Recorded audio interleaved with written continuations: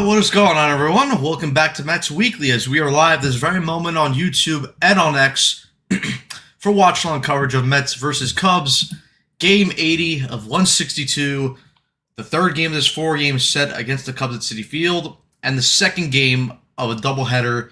Today, obviously, we saw that the Mets played an earlier game today against the Cubs, a 1 o'clock game, where they got their asses beat by a final score of 10-3. Excuse me, guys. But before we start, make sure to subscribe for live episodes on the Mets Weekly podcast following every single regular season series. For those of you watching or listening on playback and want to join the conversation in the future, make sure to turn on post notifications to know when we go live.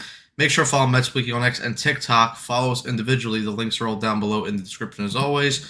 But what is going on, guys? We are back for another watch along, another live stream, and yes, obviously the second game of a doubleheader. Like I said, the Cubs beat the Mets earlier today by a final score of 10-3. And yeah, the Mets will look to take their first game of the series and look to avoid a doubleheader sweep today. But yeah, guys, before we get into everything, let's get into the lineup. So leading off and playing center field for the Cubs, Pete Crow Armstrong. Batting second and playing left field, Shaw. Batting third and playing right field, Seiya Suzuki. Batting fourth and playing third base, Alex Bregman. Batting fifth and playing first base, Michael Busch. Batting second and playing second base, Nico Hoerner. Batting eighth and catching, Carson Kelly. Batting ninth and DHing, Ramirez. Batting ninth and playing shortstop, Dansby Swanson, and on the mound for the Cubs, left-handed pitcher Shota Imanaga. Moving over to the Mets side of things, leading off and playing left field, Carson Bench. Batting second and playing shortstop and making his return from the IL, his first game since, I believe, April 22nd, when he went on the IL. It is the return of Francisco Lindor. Batting third and playing third base, Bo Bichette. Batting fourth and playing first base, Mark Vientos. Batting fifth and playing second base, Marcus Semien. Batting sixth and playing catcher, Francisco Alvarez. Batting seventh and DHing, Eric Wagaman. Batting eighth and playing center field, A.J. Ewing. And batting ninth and playing right field, Brett Baty. And on the mound for the Mets, the left-handed pitcher, Sean Manaea. So yes, people, obviously we'll see what happens. I will be here with you guys for the first hour of this watch-along, and then I'll have to leave because I do have hockey, and then I'll be going to North Carolina for a trip. So yeah, you guys won't see me on the watch-alongs for a little bit until early part of next week, but we will be doing something very special for Rangers Central and for the NHL draft down in North Carolina. So for any of you guys who are Ranger fans, for any of you guys who are hockey fans, make sure you guys are tuned in to Ranger Central on Friday night when we will be live for the NHL draft. So yeah, it's gonna be fun times. But yeah, guys, quickly, let's just go through you guys' comments. Daniel saying, happy Wednesday. What's up, people? What's going on, Daniel? Hornet, what's going on? Saying, hey, Matt. Sheesh, we're not even halfway through the season. I need a drink. Absolutely. Ronald saying, hi. What's going on, Ronald? And Hornet saying, do you think Bregman would be interested in coming to the Mets? Lol. Probably not. Probably not, I assume. Guys, give me 1 second. I just need to quickly do something. Give me 1 second. Sorry for the interrupt.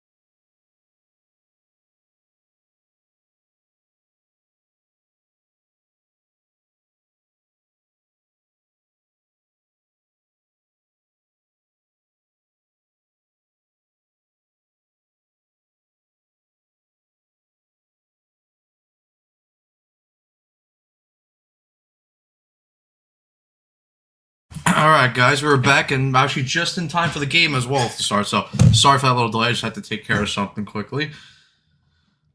But yeah, we're about to kick off. PCA is going up to the batter's box. There's Benj in left, Beatty in right. Not too happy about seeing Beatty in right, considering that the guy's not really a good right fielder. But hey, listen, it is what it is. I guess we have to, put random puzzle pieces together now to put this team together because everyone's injured and this team just sucks right now. And thanks to David Stearns for that brilliant work. But anyway, here's the first pitch of the day, or the first pitch of the night, from Sean Manaea to PCA. He fouls off that fastball, and we're underway from Citi Field.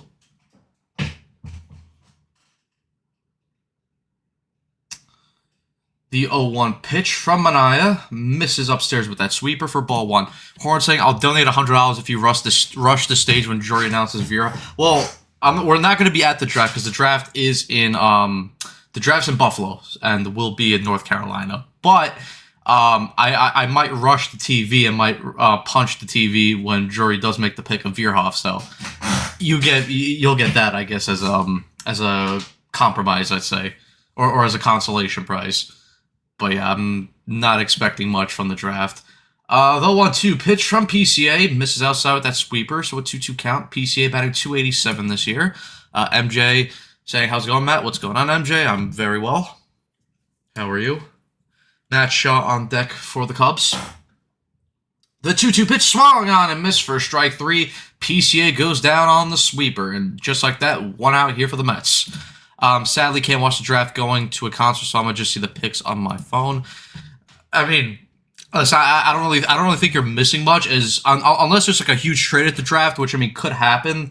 But if it usually stays the same, like how the drafts have gone over the recent years, probably not gonna miss much. It's just the picks, and then Drury will do some dumb shit where he'll either pick Veerhoff or he'll like trade the 5th pick for a guy like Matthew Nice, even though the Rangers are nowhere close to contention. But for some reason, this dumbass thinks that, they're one piece away.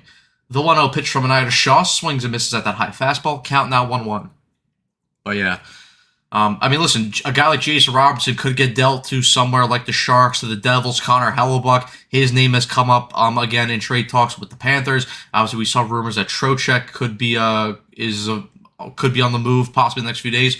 Shaw goes around there on the outside fastball. 1-2. Shaw's also batting .254 to start the season. So yeah, listen, been a busy day, and even we saw a couple moves today. Alex Tuck sign and trade. He's going to Washington, signing an 8-year, $10.5 million deal. 94-mile-an-hour fastball misses away for a 2-2 count. Yeah, not looking forward to seeing Jory pick Friday night. Really hope it's Smits or Carls. I hope so. Listen, for me, I want Smits, Carls, or Bjork. And I'm not expecting any of them because Jory is a dumbass. So, yeah. 2-2 pitch is fouled away.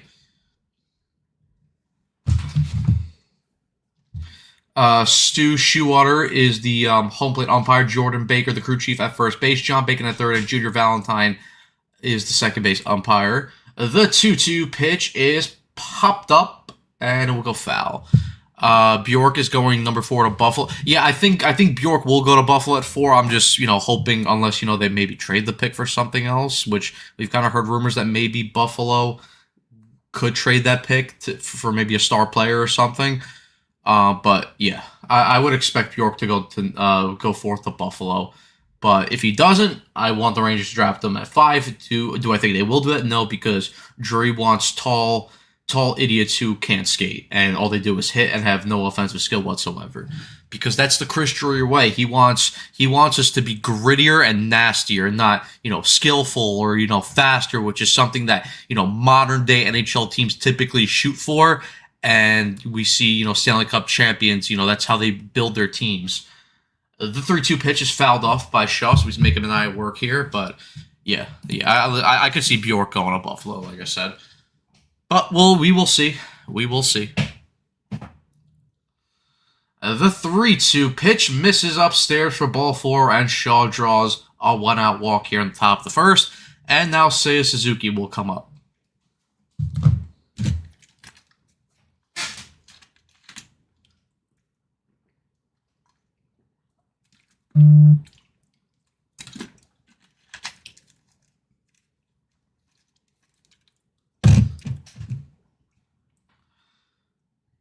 First pitch to Suzuki. Fastball hits the zone for strike one. MJ again saying, yeah, every day I complain to my roommate about Drury. He's an Islander fan, so we fight we fight slot, lol. Yeah, fuck Drury. The 0-1 pitch misses down and in.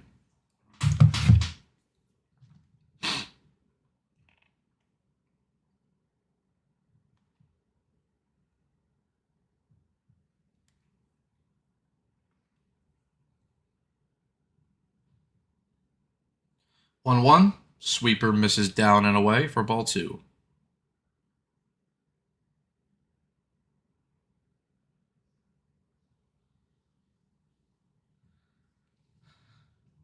Why does Dolan not fire Drury? So because Drury's a yes man, and Dolan doesn't want anyone that challenges him.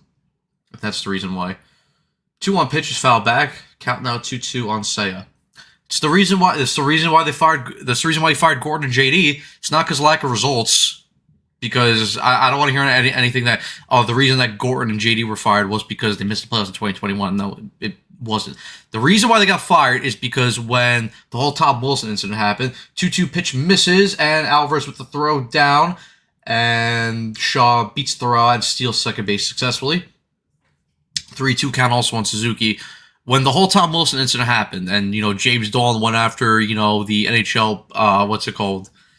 I believe when he went after George Parros and the safety thing, what's it called? Gordon and JD, publicly, they didn't go with him, and they actually kind of went against, kind of the outcry. Up Lindor with a bobble there, and Suzuki beats the throw. So first play to Lindor and an error, and now the Cubs are runners at first and second. But what's it called? They like I said, back to my story.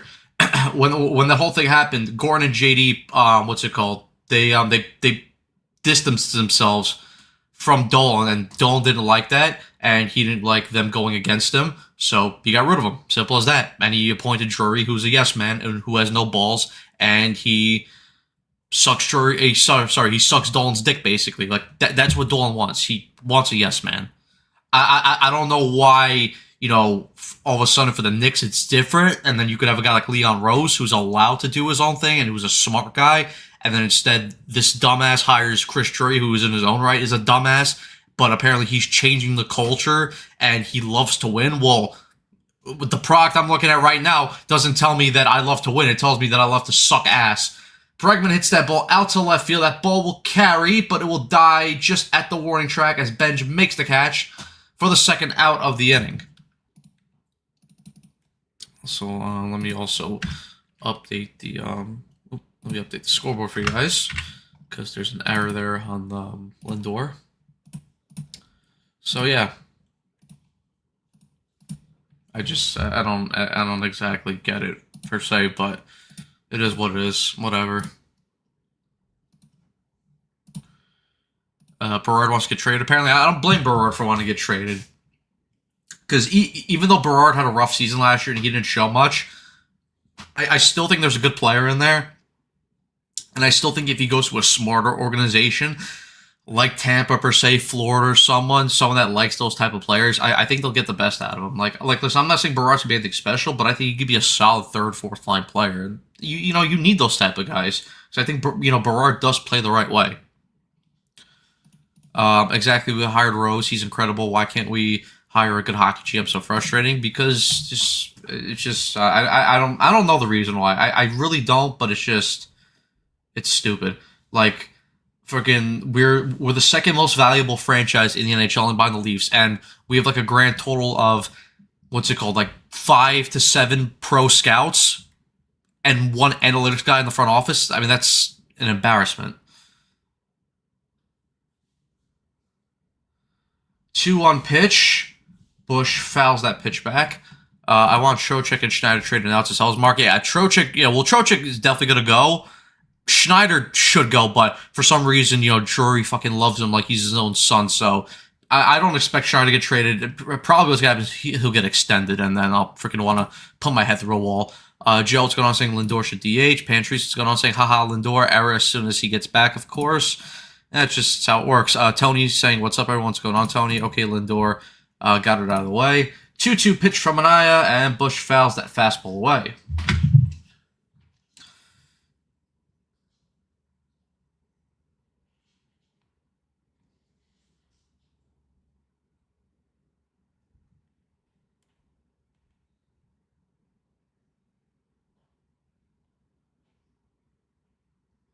Two-two pitch again. Sweeper misses inside. 3-2 count. And Manaea, he's 28 pitches already. He's 2 pitches away from having a 30-pitch inning. Nico Horner on deck. Brandon, what's going on? Saying, Matt, I missed Lindor's error. Was it egregious or a tough one? The ball was hit right at him. He fielded it cleanly, and then the ball just popped out of his glove. 3-2 pitch. Again, fouled away. So, and yeah, that ball will go into the seats. So Manaea's going to have a 30-pitch first inning, which is cool. Obviously, wasn't helped by the Lindor error. Should be out of the inning right now, but obviously he walked Matt Shaw after striking out PCA. So yeah, not great right now. 3-2 pitch from Manaea, and that ball's hit on the ground right at Semien, who comes up and throws over to first, and the inning is over. So the Cubs threaten here on Lindor's error, but Manaea is able to work through the inning and work past the error. We head to the bottom of the first with the game still tied at 0. All right. Let's see what the offense can do. Obviously, it will be Bench, Lindor, and Bichette to face Imanaga here. Obviously, Soto's not playing today, as we got the report yesterday that he had a little bit of a back strain yesterday. Hopefully, it's nothing too serious. Hopefully, we'll see him either tomorrow or maybe the start of the next series. But I mean, listen, as of right now, I don't think it matters because right now the Mets are just in complete free fall right now, and to be honest, nothing is going to change that right now. They're a bad baseball team. They suck, and they need to sell at the trade deadline. This is just who they are right now, and yeah, and David Stearns needs to get fired at the end of the year because this is embarrassing. And Mendoza can fucking pack his shit and go with them because I'm done with both of them. Thankfully, there wasn't a 3-run homer. NG saying, great another bullpen game. What's going on, NG? Pantry saying, smart of the clubs to hit to the right side with our stellar defense of Vientos and Beatty. Carson loves Matt. What's going on? Saying, Lindor, famous for wearing a new flamboyant, not broken in glove all the time. No joke, Lindor brags about being in tune with the latest outfit, including gloves. To me, I don't care about that stuff.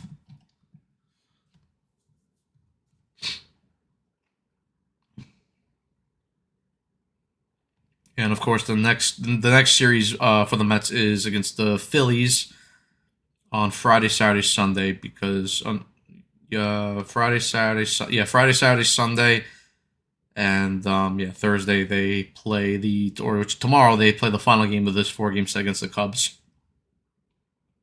And then they do hit to Toronto for a series, which should be interesting.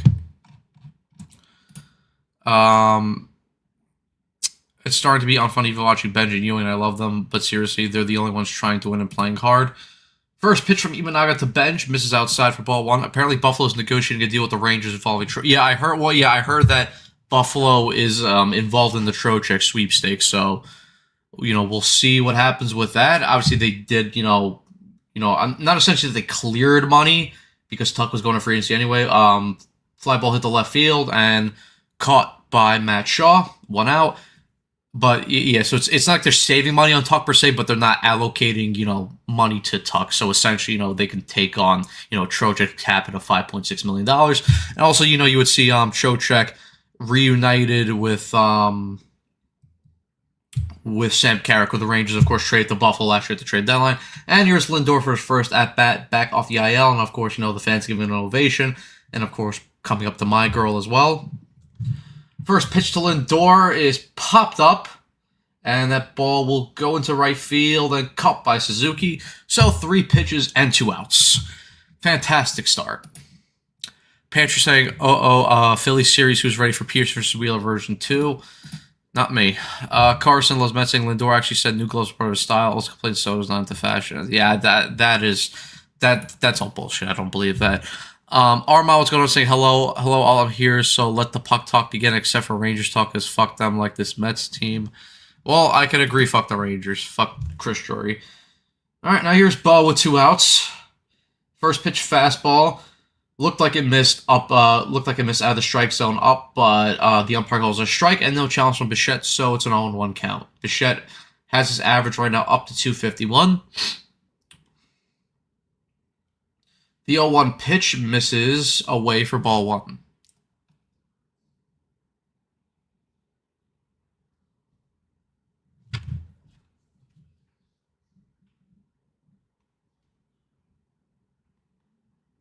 One pitch swung on and missed by Bichette. It's a 1-2 count. Yep, exactly. This Drury aren't going anywhere with the Rangers aren't going anywhere with Drury in the front office. 100%. The 1-2 pitch swung on and missed for strike 3. Bichette goes down on the splitter, and just like that, a quick scoreless inning for Shota Imanaga on what I always believe 7-6 pitches. So yeah, Mets go down in order, and we head to the top of the second with the game still tied at 0. Fantastic start to the game by the Mets. Just fantastic. You love to see it personally. The Mets play such great baseball. You know, they look like a World Series team, you know? They strike out all the time. Soft contact. Can't pitch. They have a dumbass for a manager, a dumbass for a president of baseball operations. You know, they're just a great team all around. It's a great franchise. What's up, Ant from Subway to Shea? Make sure you guys subscribe to Ant at Subway to Shea. Does a fantastic job over there on his channel. Does weekly Mets podcasts and shows as well. Also, you know, has special guests on from time to time. Mets didn't give up a run in the first inning. What a blessing. They did that last night with Senga, and then they proceeded to get, bitch slapped the next inning. So I'm not expecting anything, good to happen over the next inning per se.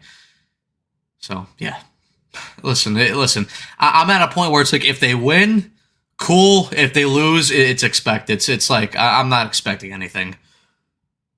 So yeah, and listen. As long as the young prospects come up and they're able, to get playing time, especially after the trade deadline where the Mets start selling off pieces, that's all fine by me because this is what it's about now. This is what it's about. And there's gonna be a lockout next season anyway, so it's not like we're not gonna get baseball anyway. So it is what it is. All right. Well, we're back here for the top of the second. A nice aerial view here of downtown New York by the World Trade Center, with the sun setting. Here's Chamonix into face. Who's this? Can we get the graphic here? Who's leading off? I think it's Nico. Yeah, it's Nico Hoerner. All right, so Manai's ahead 0-1 after Hoerner fouled off that fastball. It's batting .235. Pantry saying, not gonna lie, I don't see Stearns going anywhere until his contract is done.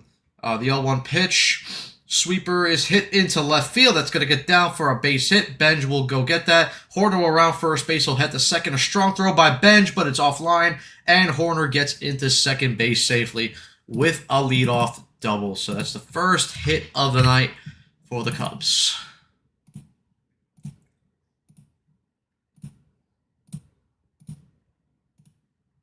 So, yeah. But yeah, back to Patrick's comment. This team has had a problem with turnover in the front office. So for as long as they're trying to get away from that, yeah. But see, here's my thing, right? And even I said this in our Mets group chat on Twitter, and it's also part of that group chat as well of content creators. Carson Kelly up, he's on the count 1-0. It's like listen, I get that the Mets want some stability in the front office and at the manager spot.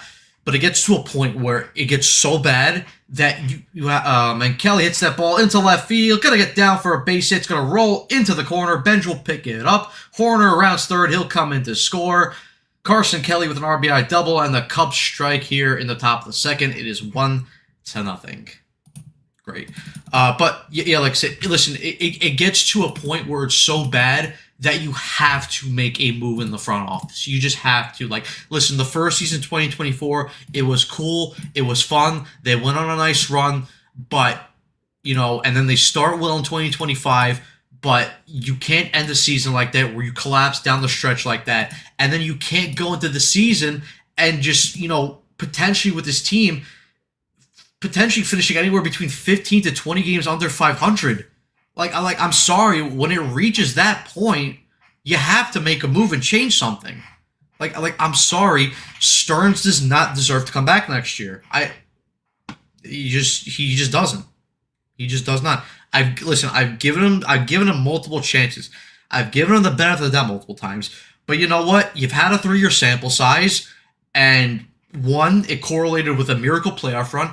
Two, it ended with a nightmarish collapse comparable to 07. And then this is a shit show. Again, where the team might finish between 15 and 20 games under 500. Sorry, you don't deserve to come back. You just don't. 1-2 pitch misses upstairs. Freddie due to pitch tomorrow, or isn't he? He'll be auditioning for council. Sorry, Matt, I jinxed it. I mean, listen. We can't say that it wasn't expected. So you're good, Ant. The 1-2 pitch is fouled away. Pantry saying, yeah, I understand, Matt, but also Stearns is Cohen's guy. Even they do shit, I feel Cohen's going to stick with him since he waited so long. Yeah, but to me, to me, listen, like that's cool. You could be your guy, but when you had a 3-year sample size, that's enough to see it's like whether you're good enough and whether you can handle this job.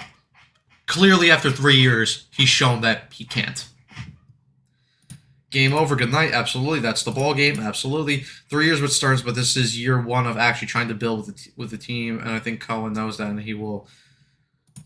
For me, I would move on. I don't trust him anymore to take this team. Listen, I think he's done a really good job with the minor league system in terms of drafting and scouting, but in terms of the major league moves, they've been atrocious. 1-2 pitch is hit into center field. Ewing will go back, and he will make the catch right on the edge of the grass. Kelly will tag up, and he'll head to third base. So Cubs now have a runner at third base with 1 out, and that will bring up Ramirez, the DH. Oh, no, sorry. Be Dansby Swanson. My bad, yeah. Ramirez just flew out. So, yeah, Swanson will come up now. And there's a look at the grand slam that Dansby Swanson hit in the first game of the doubleheader. But yeah, I don't know. I would fire him personally, but that's my own opinion. And again, this is not about what's it called? Swanson fouls off that first pitch. This is not about moving on from the old core. Again, you guys know how I feel about the old core. It was time for them to move on.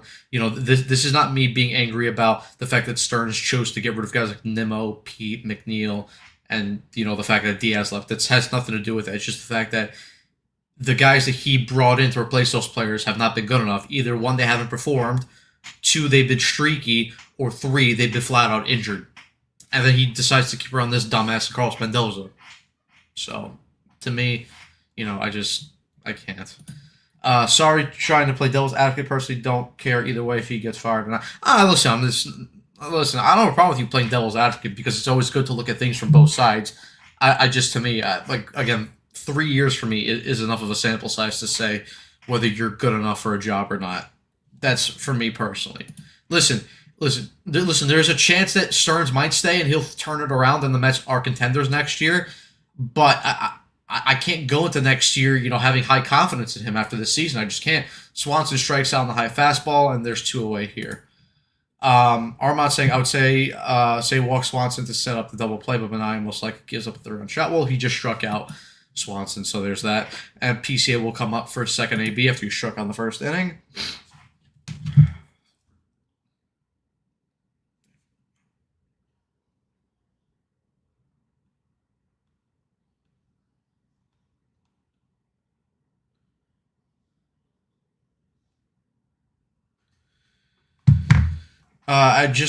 I just don't really blame him for a lot of the trades. He traded for good players, but most of them just start sucking, and they were not good players before getting here. And I'm not talking about Robert Polanco. And he did turn our minor league system around a crazy amount. No, so I did give him credit for for his handling of the minor league system and the whole scouting and drafting. But I just I'm sorry, the moves just are not good enough. Yeah, confidence for 0, but I'm sure. Sorry, 1-1 pitch. Misses outside for ball 2. But I am going to give him more year personally. But if he gets fired for this year, I can understand that too. Yeah, I mean, listen, if you want to give him one more year, that's fine. But I don't agree with it personally. But that's your opinion. 2-1 pitch from Manaeus, foul back. Every team will be a contender next year with a obviously we're not getting baseball next year, so there's that. But it is what it is. Manaea already at 50 pitches, about to throw his 51st of the ball game. Still looking for the final out here in the second inning.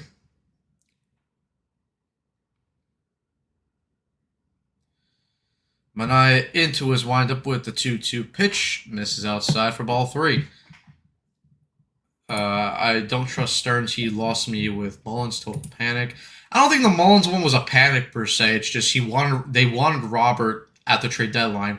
The White Sox price was too high.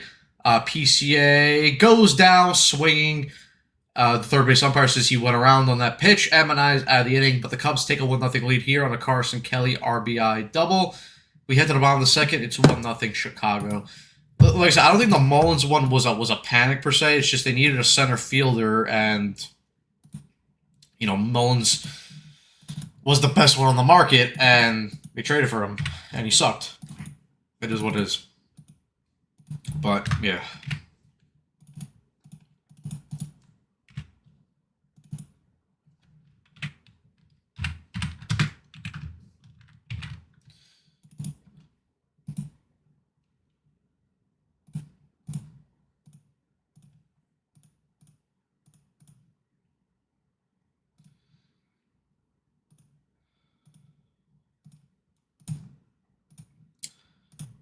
Will you guys be live streaming the draft? Yes, we will be live streaming the draft.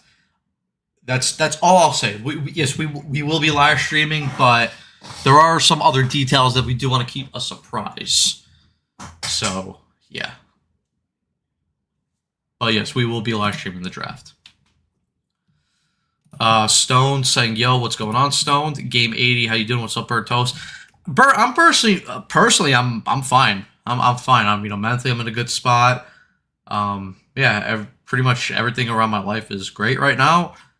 Work, friends, sports. Well, sports that I play personally, not watching this shit show on a daily basis. But yeah, personally, I'm good. How you been doing? But yeah, with the team, not so good. Not so good. Terry, what's going on? 2 innings, 52 pitches. Yep, not great at all. But Bichette struck out to end the bottom of the first, so Vientos will lead off, followed by Semien and Alvarez, where they'll face Imanaga.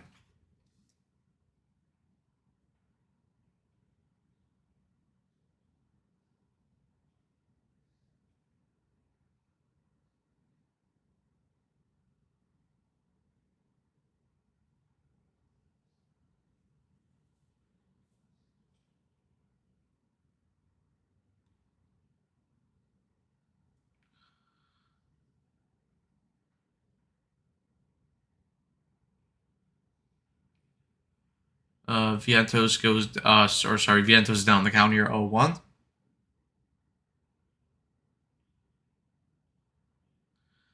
Oh, 1 pitch. Clips the inside part of the zone for strike 2.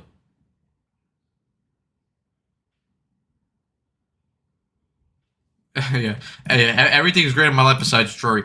But besides Drury, the Mets and the Rangers, my life is just fine. 0-2 pitch misses inside for ball 1.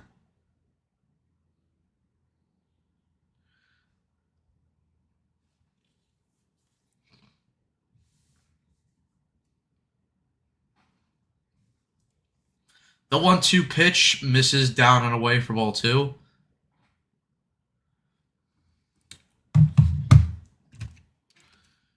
My life is good besides the Mets and the Jets. I mean, technically I'm a Jet fan too, but I can disconnect so easy from the Jets, so it's like, it's like not even like I feel anything. Imanaga misses with that fastball. Full count here to Vientos. Imanaga has a career 3.49 ERA in the majors. 3-2 pitch, and Vientos fouls that fastball away.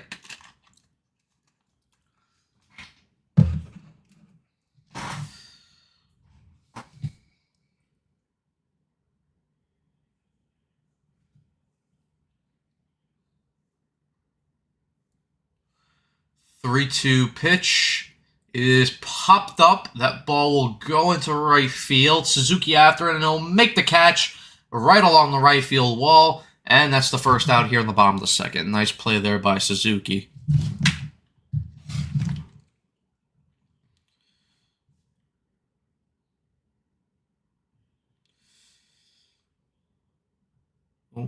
Mateus Cunha scored for Brazil, so 3 goals for him at the World Cup. Love to see that, especially from a United perspective. Also, Brazil's up 3-0 over Scotland. Vinicius with 2 and Cunha with 1.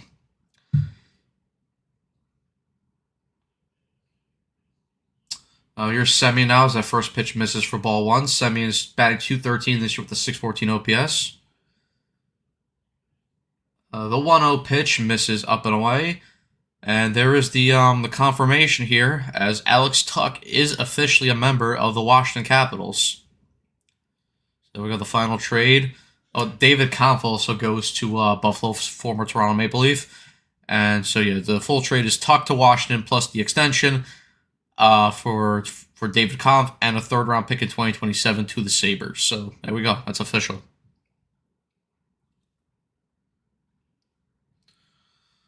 The 2-1 pitch to Semien, swings and misses for strike 2. Good for Tuch, got paid. Yeah, listen, good for Tuch. I mean, listen, the extension, given an 8-year deal to a 30-year-old, not really, great. Semien strikes on the high fastball for the second out here of the inning. Yeah, the term for me is a bit high, 10.5. It's not really a great term, and the years are a lot, especially for a 30-year-old. But good for Tuch. Listen, he got his bag, he got his payday. And, it's not his fault. Someone was willing to give it to him, and he got it. So, good for him. I always loved Tuch as a player. Tuch, listen, Tuch's a very good player. I just, I personally wouldn't have given him that contract. But, like I said, good for him. And like what we were saying, good for him. Horn saying, if you got a chance to watch Haiti's second goal, wow. I'll definitely check it out later when I have a chance. First pitch to Alvarez. He hits that ball into left field. That ball's going to carry, and that ball's going to sail out of here. Francisco Alvarez with a solo home run into the left field bleachers. His 8th home run of the year, and the Mets tie the ball game up at 1.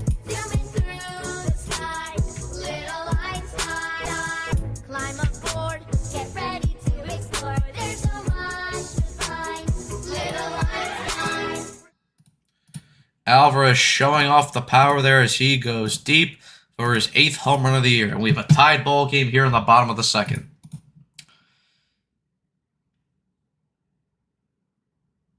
And now Eric Wagman, the DH, will come up.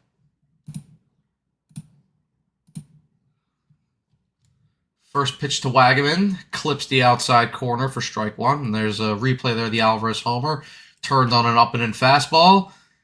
Imanaga just put it high for him, and way too much plate. And Alvarez did damage there. And Imanaga quickly ahead 0-2 on Wagman.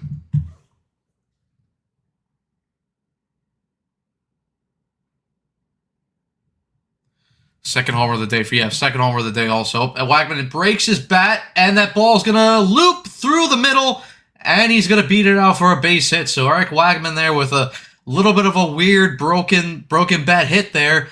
Hit it to a part of the infield where a fielder wasn't there. Nico Horner was shifted over to his right side, kind of playing right behind the second base bag. And yeah, it also hit, the ball hit off Imanaga as well. So that's why it deflected into a path where Horner wasn't at. But hey, listen, it's a hit. They all count the same way. Second hit of the inning for the Mets. And yeah, Wagman's on base with 2 outs. And yeah, like Ant said, second home run of the day for Alvarez. Obviously, he hit one back in the first game of the doubleheader. So thank you for the reminder, Ant. Yeah, 8 years at 10.5 to a 30-year-old is going to age poorly by year 5. Yeah, absolutely. All right, but now here's AJ Ewing with a run on first and 2 outs. I know a lot of people want to get rid of Alvarez. I want to keep him. Still super young, cheap as hell. Still middle of the pack catcher. In my opinion, not sure who you would find to replace him. It's just the inconsistency with Alvarez that bugs me, and with his injuries, that's the only thing. Imanaga with a throw over, but Wagman's back in safely.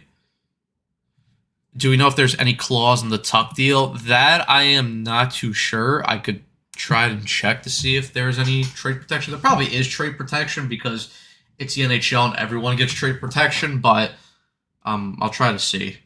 1-0 pitch misses outside for ball 2.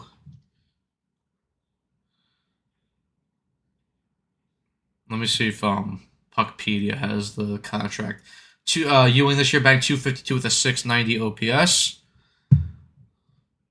The 1-1 pitch from Ewing, and Ewing drives that ball out to right field. That ball's going to carry. Suzuki's looking, and that ball's going to sail out of here into the bullpen. A.J. Ewing with a 2-run home run, his 3rd home run of the year, and the Mets take a 3-1 lead here in the bottom of the 2nd.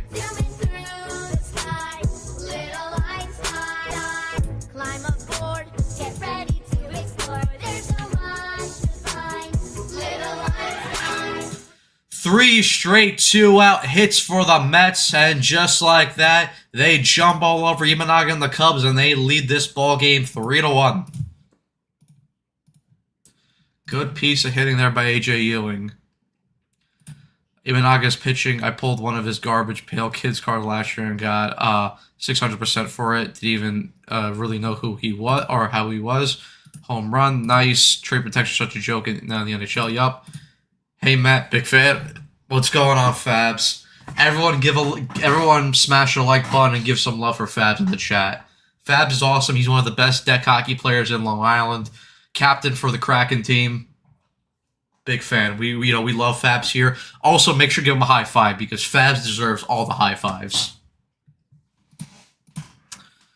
Also, a little spoiler here. But Fabs will be joining us for the draft stream on Friday. So you guys get to meet Fabs. He's a cool guy. Pretty cool guy. Now here's Beatty. Wanna go viral. Down the count 0-1. Ewing is a certified hooper. He absolutely is. You're the best. God bless you. I'll see you later tonight, Fabs. 0-1 pitch is hit on the ground. Foul. 0-2.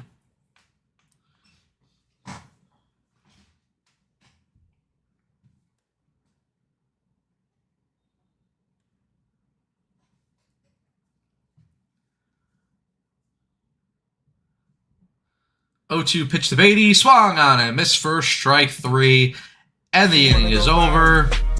But the Mets strike here in the bottom of the 2nd, 3 straight 2-out hits, a solo homer from Francisco Alvarez, a base hit from Eric Wagman, and an A.J. Ewing with a 2-run home run into the bullpen, and the Mets lead here 3-1, heading to the top of the 3rd.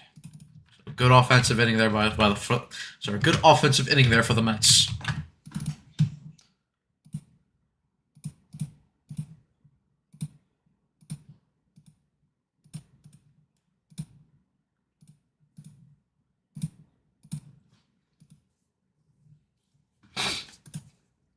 Hopefully I get to watch the stream. Count on you guys since I can't watch the draft at all.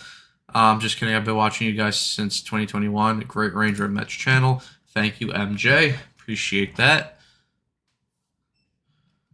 Let's see. You got 134 of you guys watching the live stream right now. So as always, make sure you guys hit that like button, subscribe, share, hit the notification bell as well. You guys are awesome, and we all support you, and we all support and love you guys here on Mets Weekly, and appreciate you guys. Carson, Andrew, Frank, Evan, me, we all appreciate you guys. You guys are awesome as always. And you guys are also the reason why we do this, so keep going.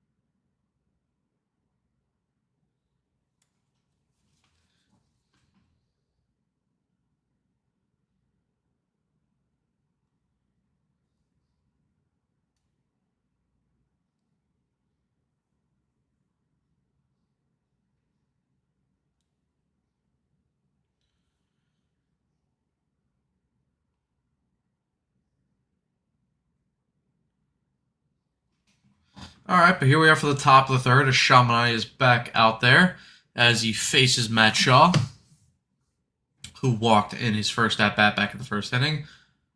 What year were the New York Mets founded? The 0-1 pitch is hit down the left field line, but it'll go into the seats foul. I know you guys are a Rangers channel, but I wonder what the Devils do with the 5 picks they got from the Nemec deal. Well, I mean, they got 2 first-round picks from Calgary, right? Which was a fucking fleece, by the way. Sonny Mena did a fantastic job. I don't really see why Calgary made that trade, but listen, credit to the Devils, they were able to make that trade. You guys got your first-round pick this year. I'm not sure, because if the pick is around, I believe, 15? Let me just double-check.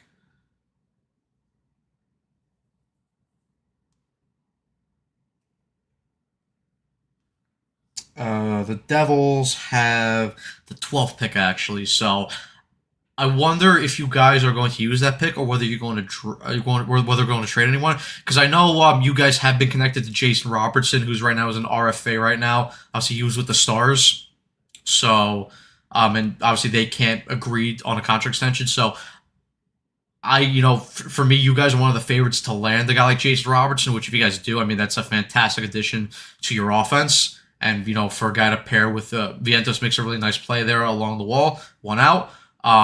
What's it called? If you pair a guy like Jason Robertson with a guy like Jack Hughes, Nico Hischier, Timo Meier, your offensive core is stacked at that moment. I still anticipate you guys to make a couple moves defensively, like trade a guy like Dougie Hamilton per se. But I mean, yeah, listen, you guys are not going to use all those picks. You guys are definitely going to trade some of those picks specifically for a guy like Jason Robertson, or maybe a guy like Dylan Larkin if he does decide to if the Devils do decide to pursue him. I think though Jason Robertson is a bit more likelier though. It's Carson, guys, from the chat. Hi. What's going on, Carson? Hi, everyone. Imanaga's fastball looks lifeless. 2-0 pitch. He's floating. Well, it's not the first time we've seen a Japanese pitcher shit his pants. I don't know what you're talking about. All right, Manaya is ahead here, 2-1. Yeah, they should move his ass to the unemployment list. 2-1 pitch is in there with that sweeper for strike 2. Devils should trade their pick. Yeah, they're gonna.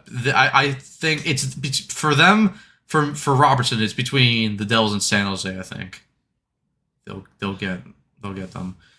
I think to me it just depends if San Jose is willing to move off the second pick. Which for a guy like Robertson, I'd say you should. I think Stenberg will be a good player, but I guess it's what San Jose wants. But I think the Devils are definitely one of the teams also up there to land a guy like Robertson. That pitch is in there for strike 3, and Suzuki goes down looking at that cutter for the second out of the inning. July 1st going to be, there's no one available on July 1st, especially with freaking Tuck doing the sign and trade. There's literally no one out there. I mean, Jacob Trouba right now is probably the hottest commodity, and fuck that guy. Bregman is up here. He's 0 for 1. Sweeper misses outside for ball 1. Trouba. The Trouba train.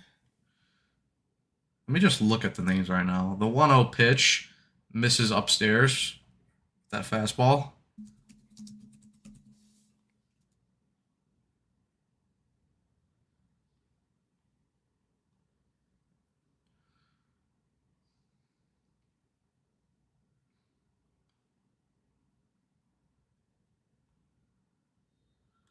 Two-0 pitch.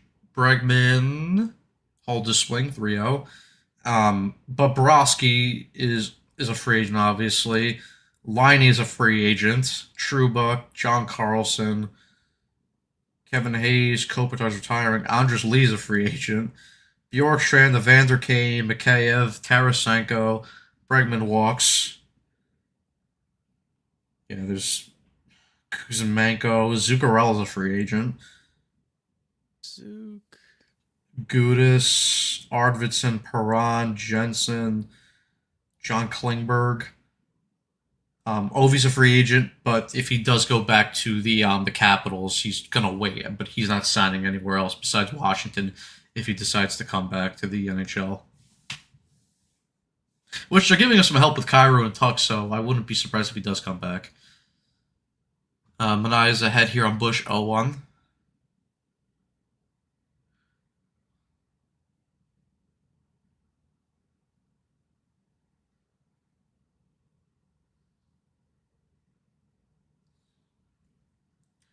Bregman blocking out the sun.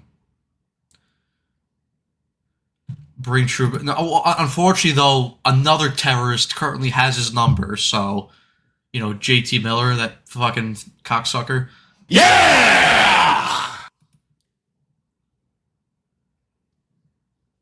Fuck both of them.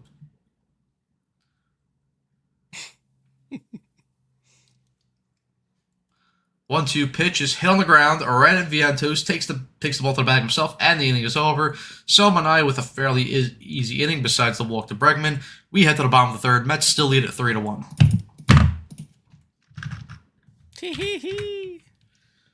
Carson, I could probably stay a little bit longer to like 8:15, and then I'll have to dip. All right. I'll try to Like summon. 8:10, 8:15. Try to summon the rhino. Let's see if he's.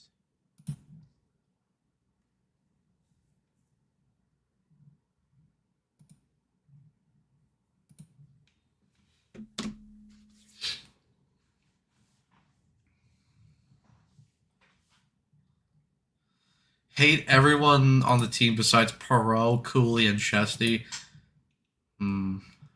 See, I don't. I'm adding Shesty to that list. Fuck Shesty. I don't hate him personally. I hate the contract.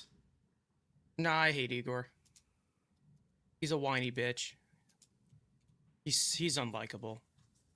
Sorry if that's a hot take, but he's unlikable as fuck. Oh, you gotta feel for Igor, Poor Igor. His team's in the position because they had to give him that contract. Well, because the general manager's a dumbass and Kiss doesn't know how to my build ass. a team besides overpaying goaltending, which Screw is him. the one position, and it's been proven multiple times throughout the NHL. That's the one position you don't overpay is goaltending, and this dumb cocksucker says, "Oh, let me give him $11 million 8 years." He carried me to the playoffs in 22. 2 conference finals. President's Peaked 5 Trophy. years ago.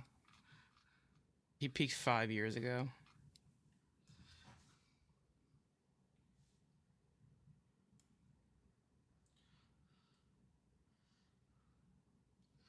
All right.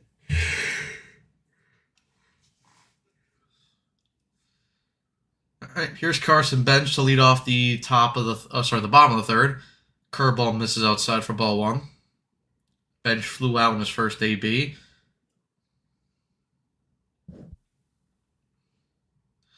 One-zero pitch hits the outside part of the strike zone for strike 1. Carson, I apologize that you had to sit through that first game. I was having fun. The 1-1 pitch. Bench fouls that fastball away. Leave you 1-2. alone? No. Be perfect, because that's what we fucking paid you to do. Be perfect. Don't give up a goal. I'll just tell you. You fucking whined for that contract the whole goddamn time. And then you need a mental break every 6 weeks. 1-2 pitch is fouled away. Nobody gets strayed from the wrath of the Rangers with me. All of them can go. The whole organization torn to shreds. Blow it up. 1-2. Besides Ty Carchi, because he's Ty pooky. Carchi and yeah. Ty Carchi's pooky. Ben strikes out. 1 away. Ty Carchi's pooks. He'll get traded because he's too small. He He's has too too small much. for Drury. He has too much skill. We need to get tougher and nastier. Yep. Tougher, nastier. We need more Matt Rempes. We need a guy who takes his helmet off and spits on the ground. First pitch, Lindor is in there for strike 1. Lindor flew out in his first AB. I wanted him right away when he went on waivers, and I didn't think that Drury was going to pick him up. Lindor, it's a foul ball. I didn't think he was going to pick him up because that's just not what he does. he did. I'm still not giving him credit because it was an obvious pickup, and Drury can go fuck himself and suck a cock. But But Ty Cartier, we love you. On Mets Weekly, we're big Ty Cartier stans. I love King. Ty Cartier should get his number retired by the Rangers. He's just that good. Not before Kreider, though, right? Yeah, look up. Fuck Kreider. Assistant GM was probably holding Drury down to pick up Cartier.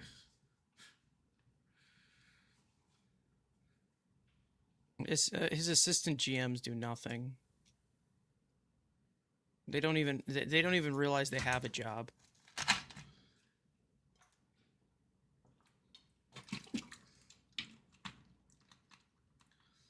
O2 pitch is popped up. Horner will go after it. He'll be called off by Suzuki, who makes the catch. 2 outs. So Lindor 0 for 2 with 2 flyouts in his first 2 ABs off the IL. Get rid of him! He's cancer! Drury's GM is probably his Drury's assistant GM is probably like his podhead cousin who just got a job because of nepotism. That's why. Yeah, probably.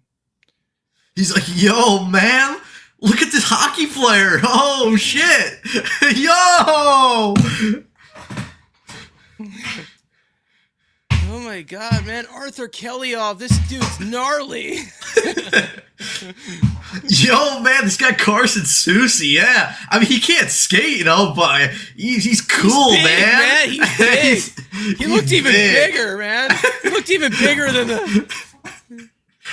He's got size, bro. They shut down the count here, 1-2. Last time I scouted him, he looked like the size of a whale, dude. Oh, bro, he looks like Godzilla's, thing, Oh, no way. 1-2 pitch is hit to right field. That ball's going to carry, but it will die right before the warning track, and it's caught by Seiya Suzuki, who drops the ball after, but the out was recorded. So we head to the top of the 4th with the Mets still leading at 3-1. Oh, we're not making fun of all weed smokers. We're just making fun of Drury's dumbass cousin, who happens to smoke weed.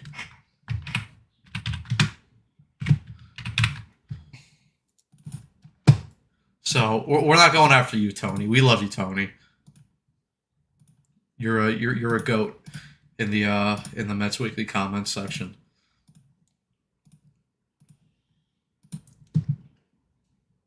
AJ Greer predicted value is 6. Yeah, I like AJ Greer, but why the fuck would anyone give him? Sure. Right, well. See, this is why Florida's such a good organization, because they got AJ Greer before his payday, and he ended up winning a cup with them. See, this is what smart organizations do. They find the players. They find the players before they pop. Why? I want to make sense. Stop making sense. Or what? It's not how we work. What are you gonna... Oh yeah, I forgot. I forgot. We have to overpay Barkley Goodrow by giving him a 6-year contract. Yeah! 6, 7, and 8 due up for the Cubs against our most reliable starter at the moment, Shamania.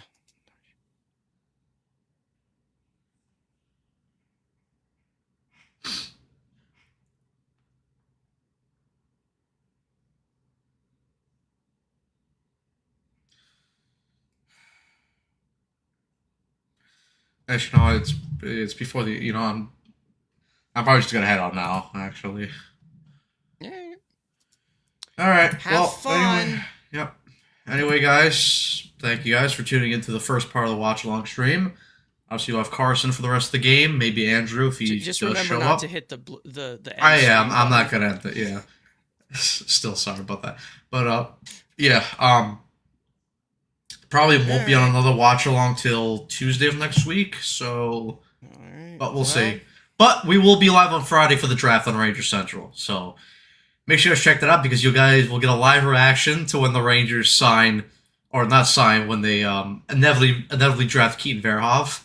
And Carson and Andrew will definitely be in the comments section, trolling and saying stuff. But, yep, guys. Lead off double here for Nico. See you later. That's nice. There you go. See you guys later. Peace out. All right. Everyone, you're back under my watch now. So now we go through yet another baseball game, twice in one day. Nico Hoerner. Good play by Ewing to cut that one off, but still was not good enough. Either way, leadoff double as the Cubs get the tying run to the plate. Carson Kelly, who's 1 for 1 already today, takes a first pitch strike 0-1. Minaya about to throw his 75th pitch of the day here in the 4th inning. We'll see how long he goes.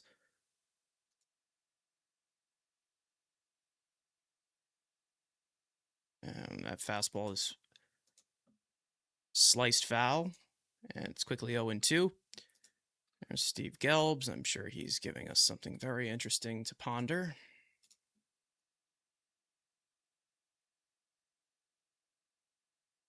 The 0-2. Fastball misses up and away for ball 1.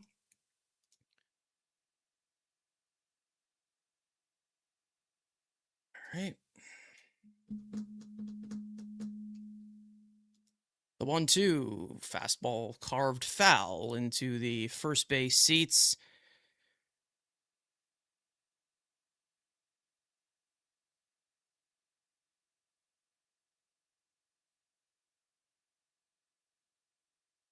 Kelly did not start the first game of this series. That slider is bounced foul. Gelamaya did. Both of them having good offensive seasons. Kelly a little bit better. But Amaya is no slouch either.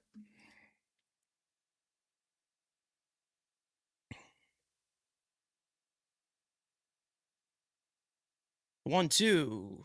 Bounce to the right side. Simeon has trouble coming up with it. He throws over to first. It is too wide of the bag, and it'll be an infield hit for Carson Kelly, or I think they're actually going to rule that an error. The Mets' second error of the night goes to both of the middle infielders, and now there's runners at the corners with nobody out here in the 4th, and Shamanaya has some trouble to work out of.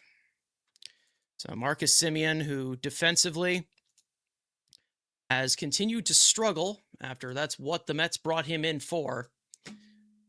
Doesn't seem like it's been paying off dividends at all. It's an E4 on that play. Now the tying runs are on. So the Mets getting a 3-1 lead in the 2nd. Now with a danger of possibly giving it away once again, which has been pretty much their thing. The 1-0 to Ramirez, slapped towards the hole in the right side, into right field. That's a base hit. It's an RBI single for Pedro Ramirez, and the Cubs have now put themselves within 1 run. Maybe we all know it was coming, right? Let's be real. This is unwatchable. Who would have thought that was going to happen, guys? Let's be real. Yeah, this team is checked out. Would love some trades to happen on the hockey universe or the Mets universe. I'm sure. We'll see. Speaking of trades, there probably is trades going on in the NBA draft right now. Round 2. Make sure to hit the like button if you guys have not already. Minaya now at 81 pitches on the day. See if they try to push it as long as they can. Huskar Brazaban getting warmed up for the Mets in the bullpen. Here's Dansby Swanson. First pitch gets away from Alvarez behind the plate, and the runners move over to second and third. Probably going to call that a wild pitch. Looked like a pass ball there. And this brutal inning will continue. Knicks traded the 31st pick. Yeah, I saw that. Yeah, actually, no, that's a wild pitch. Never mind.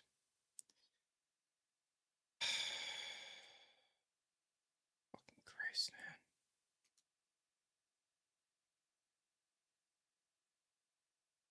man. Alvarez looking for his pitch com. Looks like he dropped it on that wild pitch from Manaea. Counts 1-0 to Dansby Swanson, who's had himself a phenomenal series. 3 home runs, 7 RBIs in the first game of this doubleheader. That sinker is fouled off his leg for strike 1. He's 0 for 1 so far in this game. Struck out his last time up, as Manaea is in deep need of a strikeout. 1-1. Laced into left field. That is going to fall for a base hit. Kelly is in, and Ramirez will stop at third. This game is tied. It's a RBI single for Dansby Swanson. Still nobody out in the inning.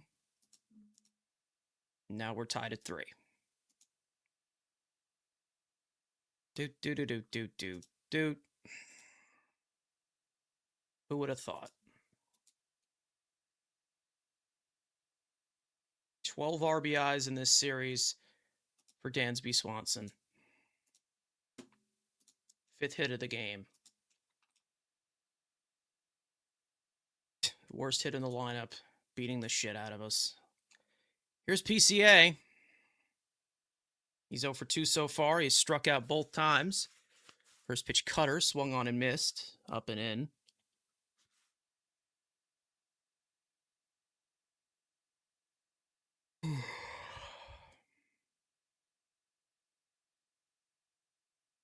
And that bunt is pushed over the head of Bichette and into the vacated space on the left side of the diamond. Pedro Ramirez will come in to score. It's an RBI bunt single for PCA. The 3rd run coming home here in the inning. The Cubs take the lead, and it's now 4-3.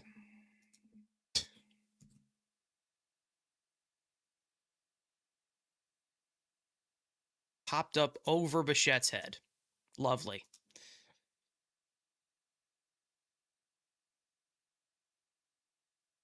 Just keeps getting worse.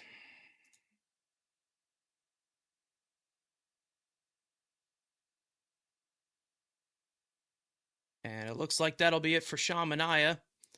Defense didn't do him any favors. Pitch count just got too high. Huskar Brazaban will come in.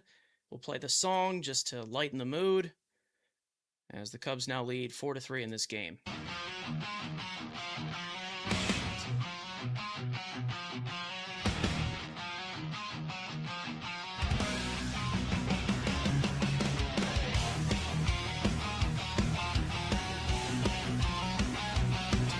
Goes 3 innings plus. That's pretty much all he's able to give us. Dominican Republic, he who was Scarborough back and through on dancing feet. 6'3", leaning mean, right arm slinging fire. Late bloomer legend took the long road higher. Signed with the Rockies, bounce around the grind. Then Miami called bullpen savior in his prime. Sweeper got that nasty bike, slider got the dip. Hit a sea and go yelling, step bro, help me quit.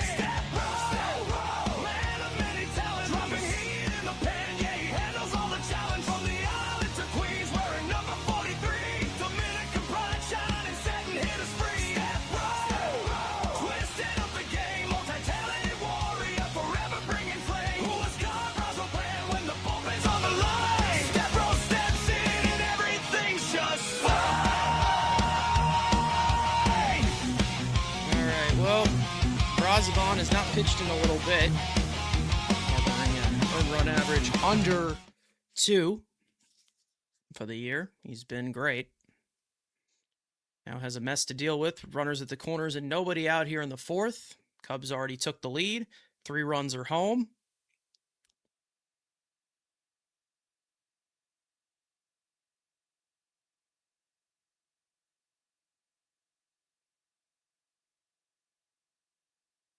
This will be his 33rd appearance of the year.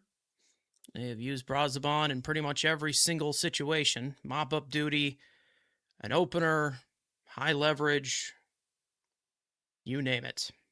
First pitch. Changeup bends in there for a strike, and it's 0-1 to Matt Shaw. Shaw's 0 for 1 today. Walked his last time up and stole a base.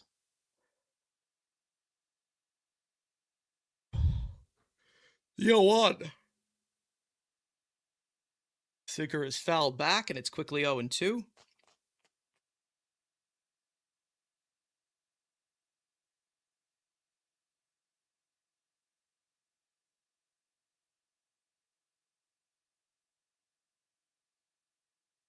The 0-2. Changeup misses low for ball 1.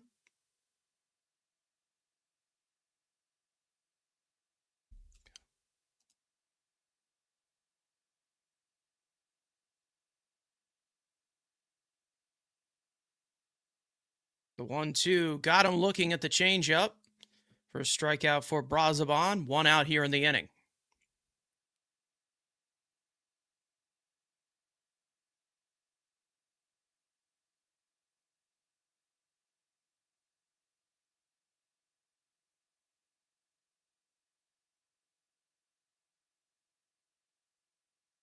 Here's Suzuki. Suzuki's 0 for 2. Already this game, he's struck out. That first pitch sinker misses down and away for ball 1. There's Manaea. Definitely not the outing he wanted after back-to-back solid outings. Back in the rotation. The 1-0 swung on and missed at that changeup, and it's 1-1.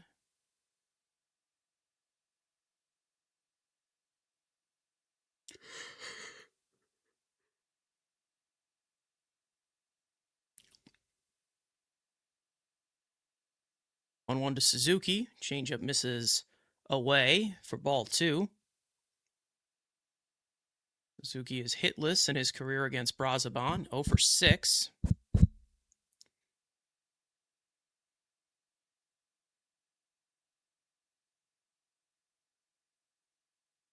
2-1 swung on and missed at that sweeper, at that sinker on the outer half of the plate, and it's 2-2. Zach Benson re-signs with the Sabres, 7 by 7.5. Okay.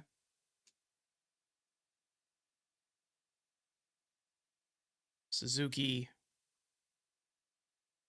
after the timeout, step off by Brazoban.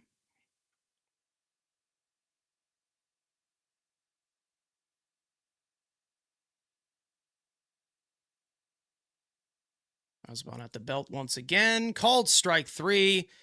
Got him looking at the sinker. That may or may not have been a strike. However, no challenge. Back-to-back strikeouts for Brazoban to start the day. 2 out.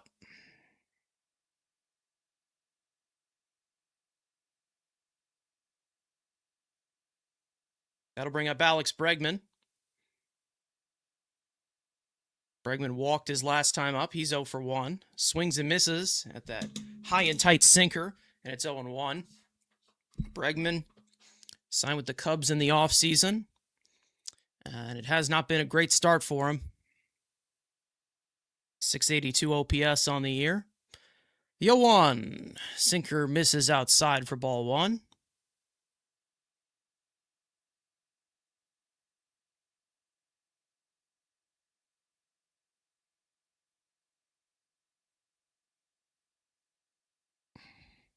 Brazoban sets the 1-1. Changeup sits high for ball 2.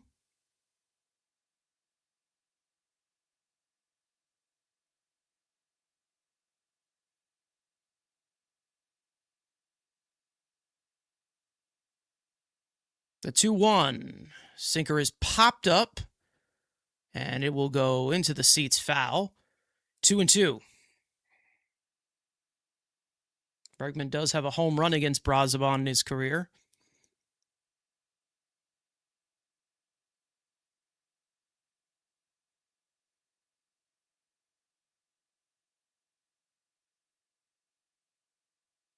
2-2 to Bregman. Fouls off that fastball.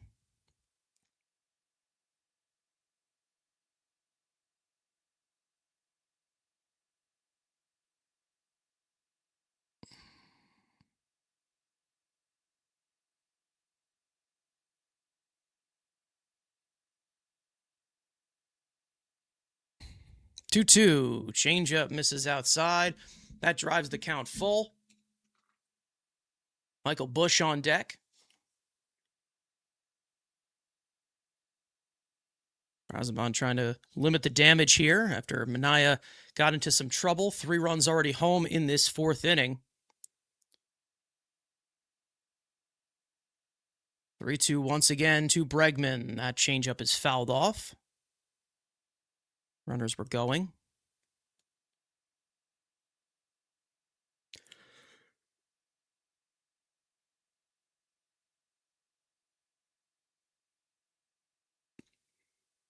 Brazoban sets once again. The 3-2 to Bregman on the way. Swung on and missed, got him with the changeup. So Brazoban comes in here, limits the damage, strikes out the next 3 batters. The Mets are only down 1 after this inning, but the Cubs do take the lead, put up a 3 spot here in the 4th. We go to the bottom of the 4th, 4-3, Chicago.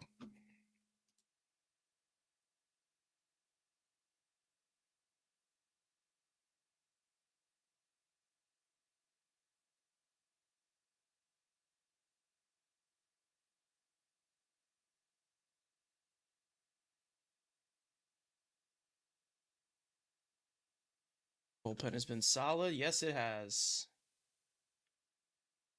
Only silver lining. And likely all of them will be off the team if they continue to lose like this. Unfortunately.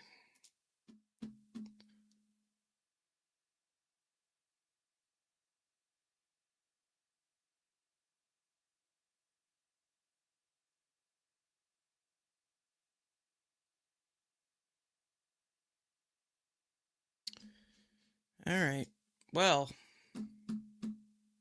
it'll be Vientos, Semien, and Alvarez for the Mets in the home 4th against Shota Imanaga, who has given up 3 earned runs across 3 innings so far. 2 homers in the 2nd inning.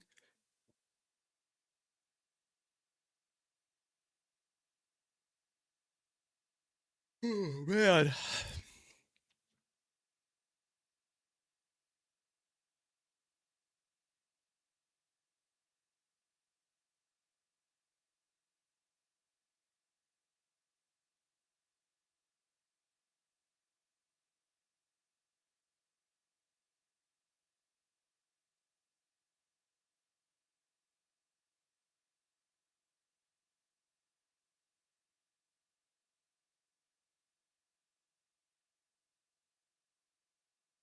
Mark Vientos will lead off against Shota Imanaga.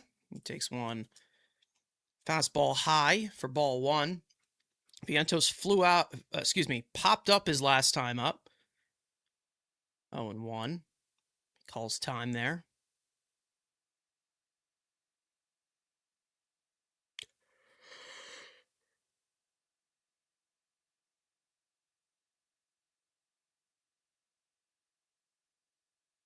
The 1-0, called strike, letter high, 1-1.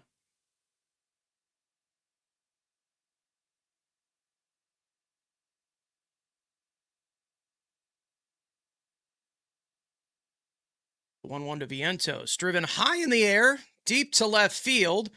PCA and Happ will give that a courtesy lick, but it is gone.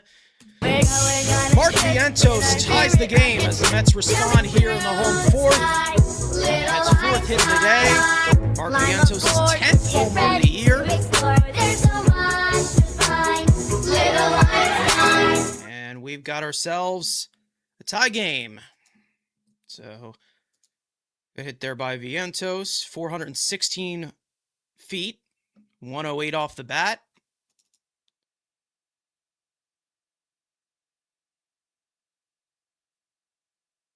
Game's tied. Here's Semien, and he lifts one out to right field on the first pitch. Suzuki's under it, though. Makes the catch, 1 out. So leadoff home run for Mark Vientos here in the 4th. He's capable of turning on one. Speaking of homers, here is Francisco Alvarez, who has homered in every single game of this series so far. Got the Mets on the board in the 2nd inning. So he's starting to heat up. There's Swaggy V. He's very swaggy. First pitch splitter misses low for ball 1. I'm sure that will be on his Instagram story later on today, because he's extremely full of himself. Swings and misses at that splitter, and the count's now 1-1. Alvarez now sitting at a 790 OPS on the year. Been great since coming back from the IL offensively.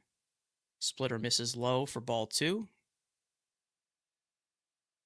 Tied 4-4 in the 4th inning.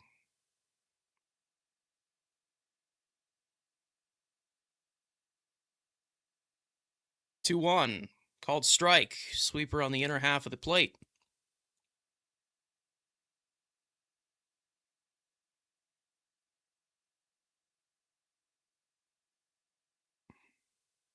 Two.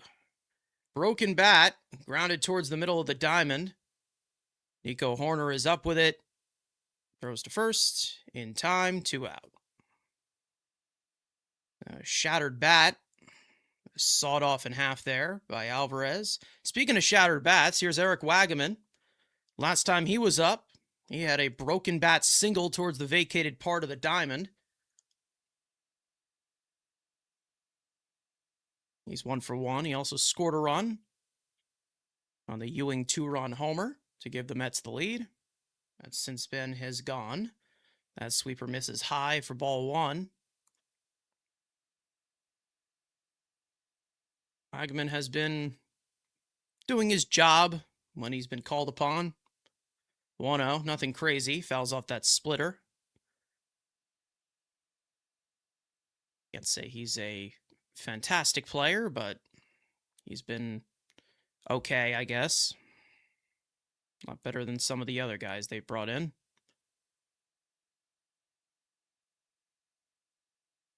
1-1 to Wagaman. Grounded to third. Bregman is up with it. Few slides to his left. Throws to first. In time, that retires the side, but not before. Mark Vientos tied the game with a solo home run, his 10th of the year. It is 4-4. Razabon likely back out to the mound. We go to the 5th.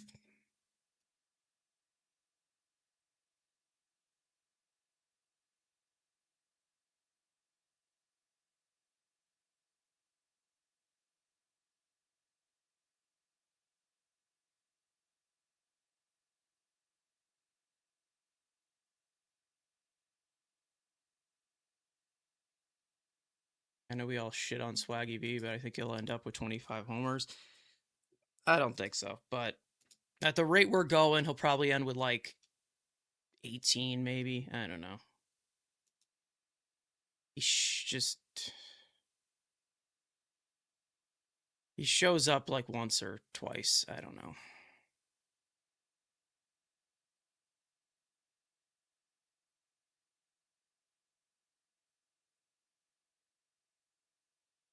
I ain't putting any stock into any of these guys. Sorry.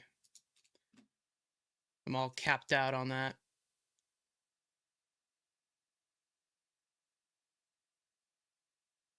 It'll be Michael Busch, Nico Horner, and Carson Kelly for the Cubs in the road 5th.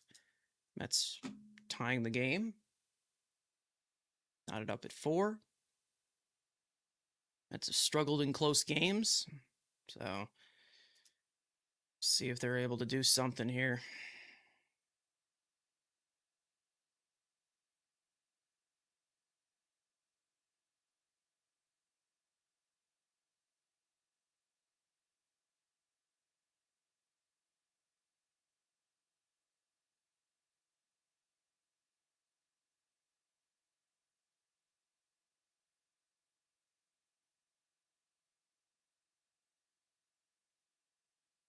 Michael Busch leads off against Huskar Brazaban. His first pitch sinker misses up and away for ball one.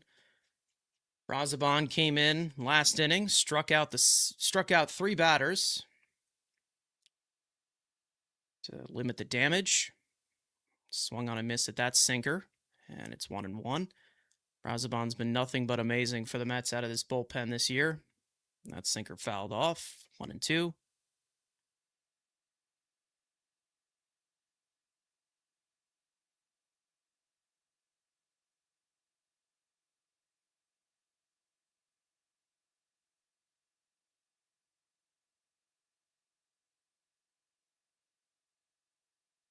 The 1-2, changeup misses outside.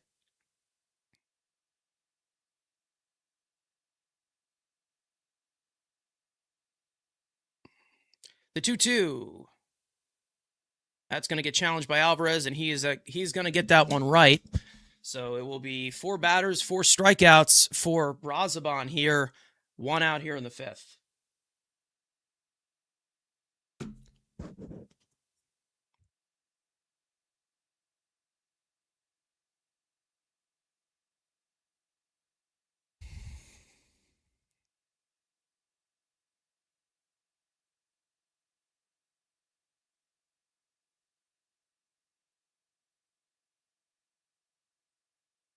Here's Horner.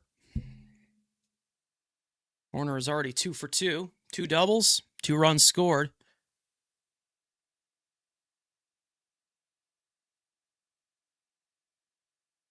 Set the table nicely so far. Now facing Brazaban for the first time. He takes a first pitch sinker in there for a called strike on the outer half. The 0-1 sinker is fouled off. That one high and tight, and it's quickly 0-2.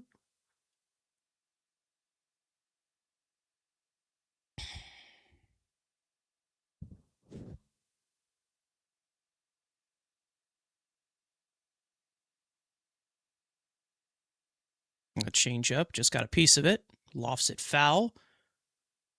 Carson Kelly on deck.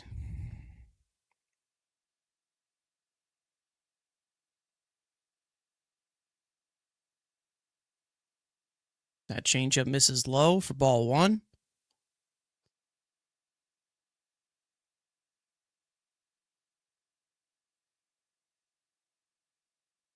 The 1-2.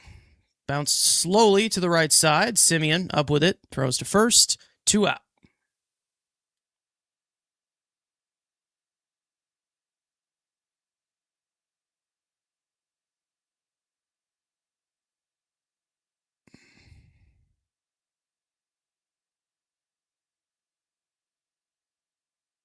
Now to bring up Carson Kelly.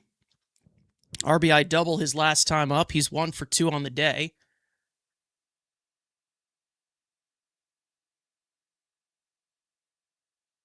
First offering from Brazaban. Fastball misses low and in for ball one.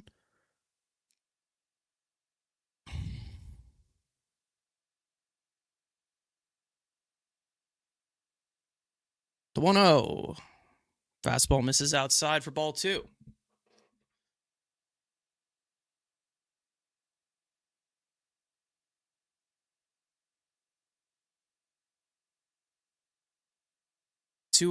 Sinker catches the bottom part of the zone. 2-1.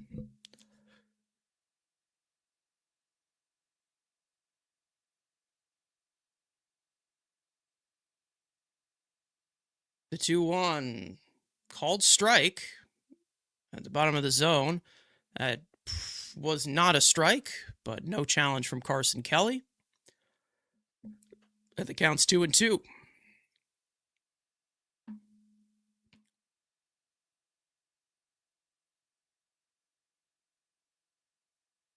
The 2-2. Sinker misses low and away, and that drives the count full. Ramirez on deck.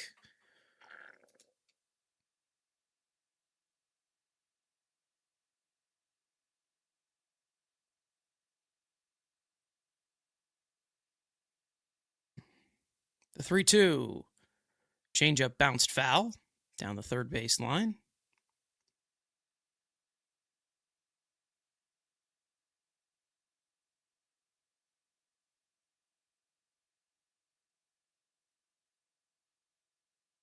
3-2 to Kelly. Grounded to third. Bichette plays it on 2 hops on the run, throws to first in time. That'll retire the side. Halfway through, Brazoban with another 1-2-3. Has retired all 6 batters he's faced. We go to the bottom of the 5th, tied at 4.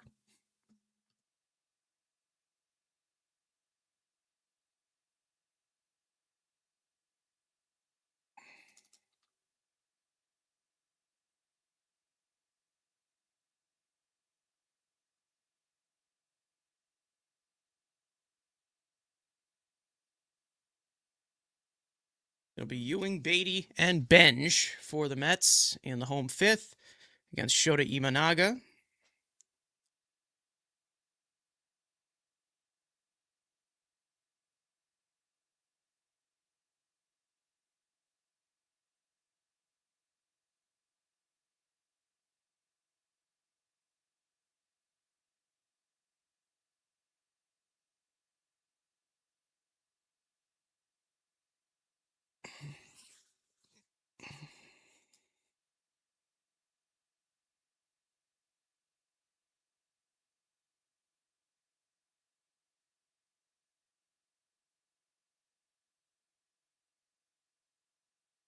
Miami won earlier today, 4-2 over Texas at home. Philly up 3-2 in D.C. in the 6th inning. And the Braves and Padres just getting started in San Diego.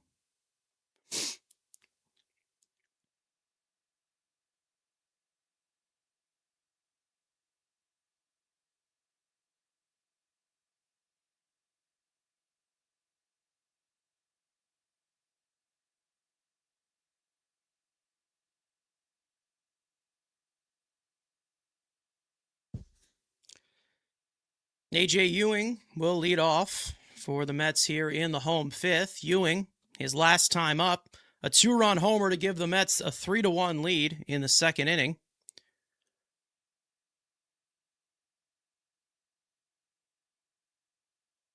Two RBIs on the day. It was Ewing's 3rd of his career, 3rd this season.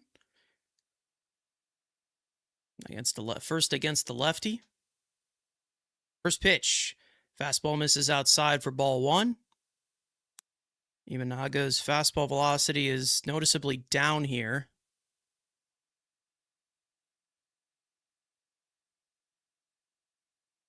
The 1-0. Ewing looking to bunt his way on. He pushes it down the third base line. It'll roll foul.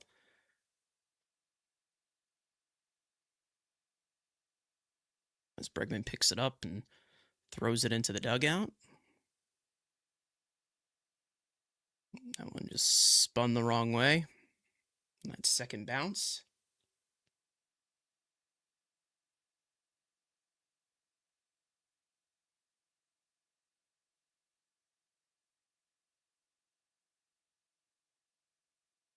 Count 1-1 to Ewing.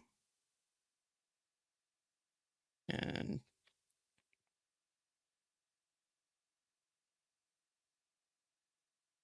splitter is popped up foul. And it'll go into the seats, 1-2.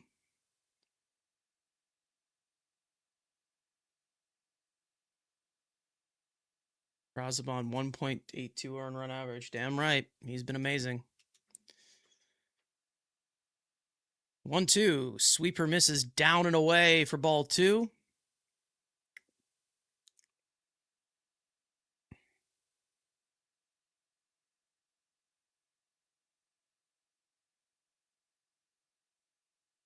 The 2-2. Sweeper misses outside, and that runs the count full. Beatty on deck. Here's Ewing's home run earlier on in the 2nd inning. His 3rd of the year. The 3-2. Breaking ball misses outside for ball 4. And Ewing is on with a leadoff walk here in the 5th.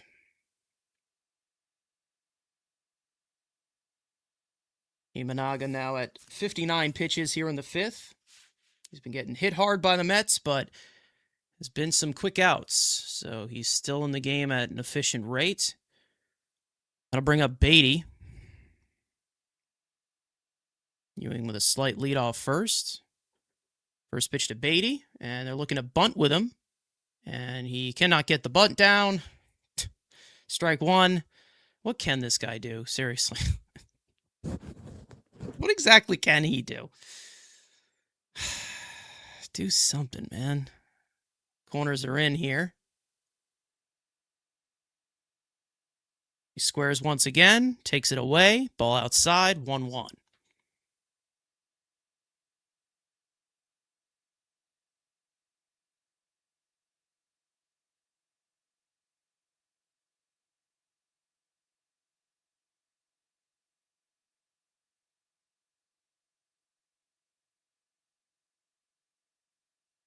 See if the bunt is still on here for Beatty. The 1-1. He's set to swing the bat, and he check swings it foul. Fastball in, emergency hack. And it's 1-2.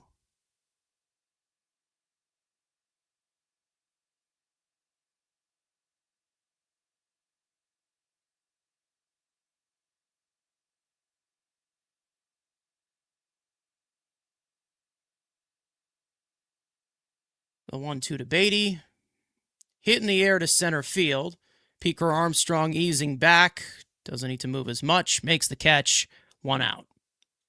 Ewing back to first. So Beatty unable to get the bunt down. Unable to move the runner. Unable to do anything because he sucks. Here's Carson Benj. Benj is 0 for 2. He's flown out and struck out.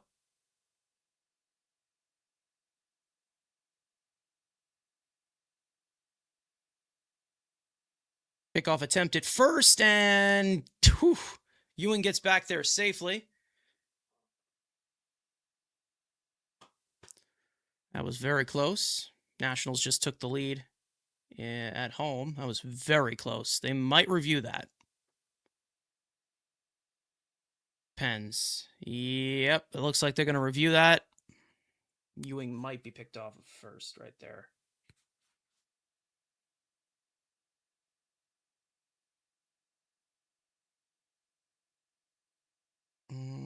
Yeah, he might be out.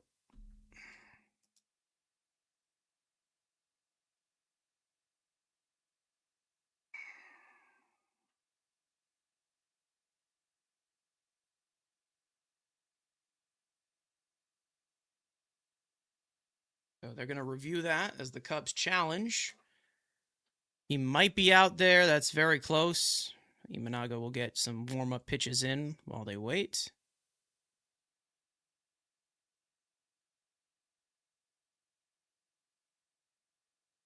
Yeah, it looks like he is out. So he's likely going to be picked off here. There's going to be 2 out and nobody on for Benj, as the call is overturned. So Imanaga picks off Ewing at first. Imanaga has a really good pickoff move. Not really surprised there.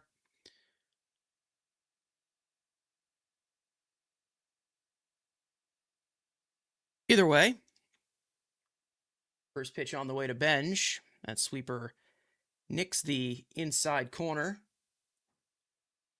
Strike 1. Called strike. Brooks Raley getting warmed up in the bullpen right now.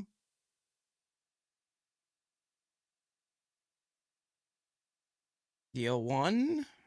Splitter completely misses inside for ball 1. Gavin Hollowell getting warmed up in the pen for the Cubs. Imanaga only gets 65 pitches here, so I don't know if they're have a pitch limit on him. 1-1, lifted in the air to left field. That will be playable for Shaw. He makes the catch, and that'll retire the side. The Mets fail to score after a leadoff walk. Ewing gets picked off. End of 5, we go to the 6th. Tied at 4.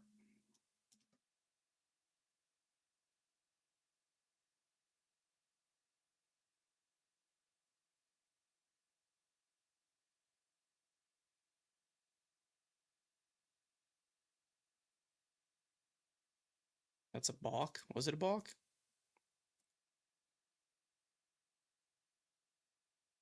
The announcers are jinxes. Did they jinx it? I don't know. I wasn't here. I didn't hear it. Yeah, I can't really buy into the jinx at this point. The Mets are just kind of just bad. They're just stinky.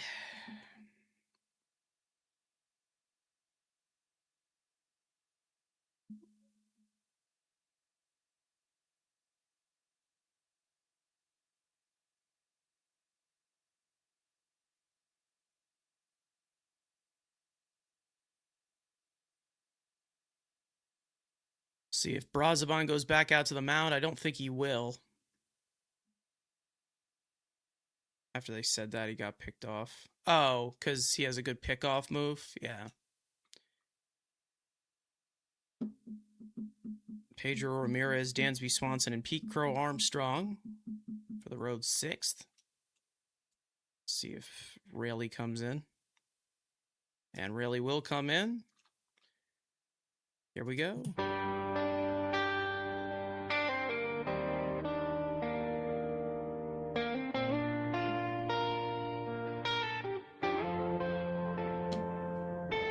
Born in San Antonio, under that Texas sky, Uvalde roots run deep, where the strong ones learn to fly.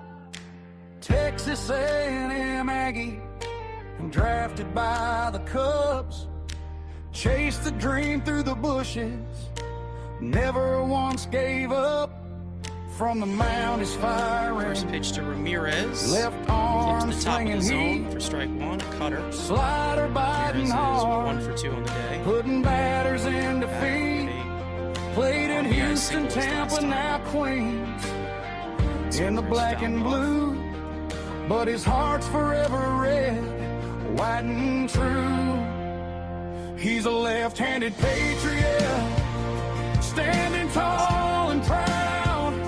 American through and through, screaming it loud from the diamond to the flag. He's giving all he's got. Brooks Riley, number 25, never backing down, never stopping the fight. Yeah, he's a patriot. God bless that arm. God bless the USA. His foot to right field, and that is going to fall fair in front of Beatty. Beatty picks it up. It's a leadoff double for Pedro Ramirez here in the 6th. Cubs' 7th hit of the day. As that one awkwardly landed fair.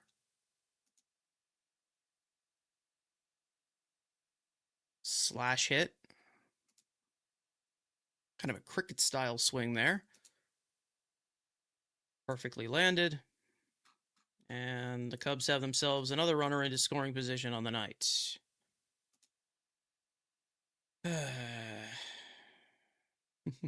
Two games in one day. Yep.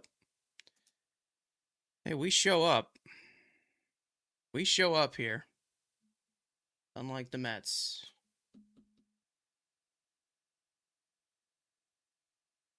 There's Dansby Swanson, who's already had just a miraculous series so far.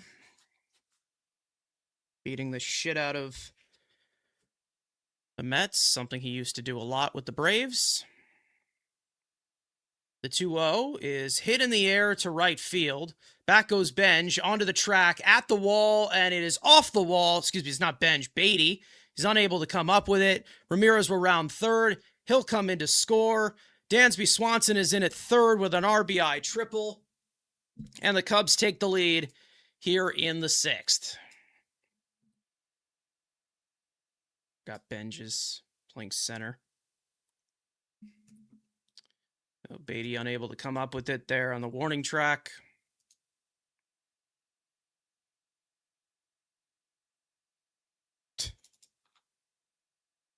Why is he in right field? We'll never know. To get his bat in the lineup, right? His bat. And the Cubs take the lead here. Here's PCA. Still nobody out in this inning. First pitch cutter up and in for ball 1. That's playing the infield in. That sweeper is fouled off.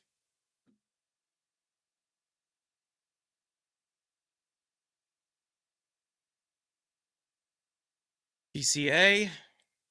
RBI is last time up. 1 for 3 on the day. 1-1. Fouled off. 1-2.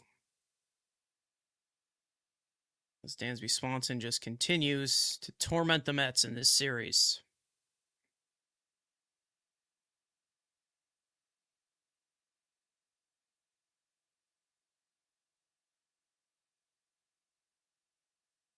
One, two. Sweeper misses outside.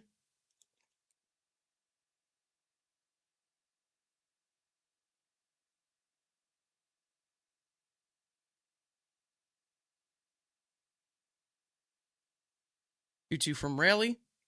And Beaker Armstrong fouls that one off.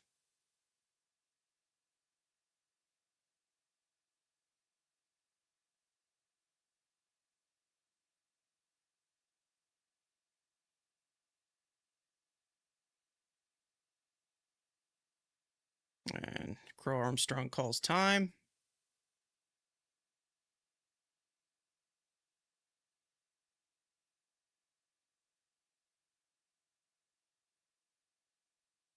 Back-to-back extra base hits here against Raley to start the 6th, resulting in a run as the Cubs take the lead, regain it. That sweeper misses outside. Count runs full. Matt Shaw on deck.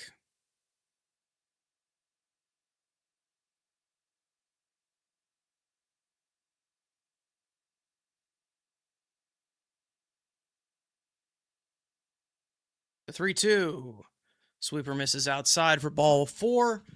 Still nobody out here. Runners at the corners, nobody out. That'll bring up Matt Shaw. So Raley having a tough time with his command.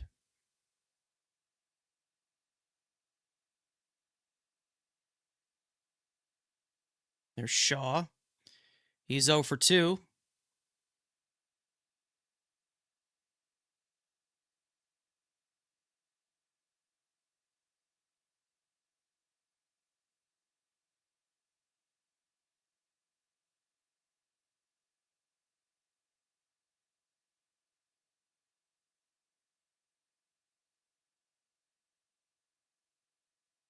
That one is hit sharply towards the middle of the diamond. Semien knocks it down, gets it to second for the out. Dansby Swanson will come in to score. So it's an RBI force out for Matt Shaw. And there's the first out of the inning, 6-4 Chicago.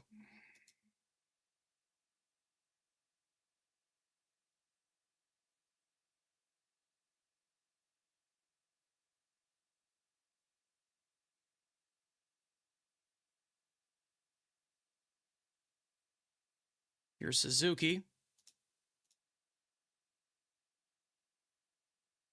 First pitch sinker, low and in for ball 1.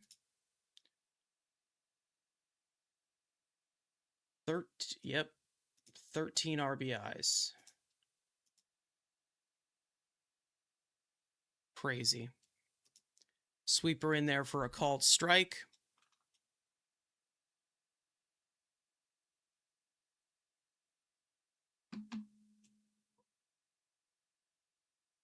The 1-1, cutter check swing foul. As Suzuki calls time.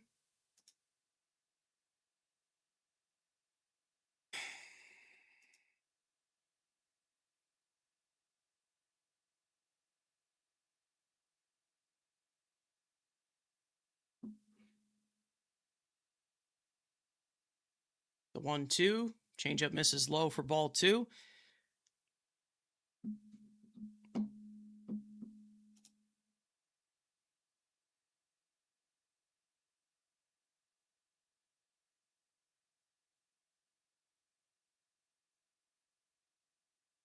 Two, rolled over to shortstop. Lindor to his left, throws on to second, on to first. It's a 6-4-3 double play. That'll end the inning, but not before the Cubs regain the lead, score 2. We go to the bottom of the 6th, 6-4 Chicago. So Raley getting caught on an off night.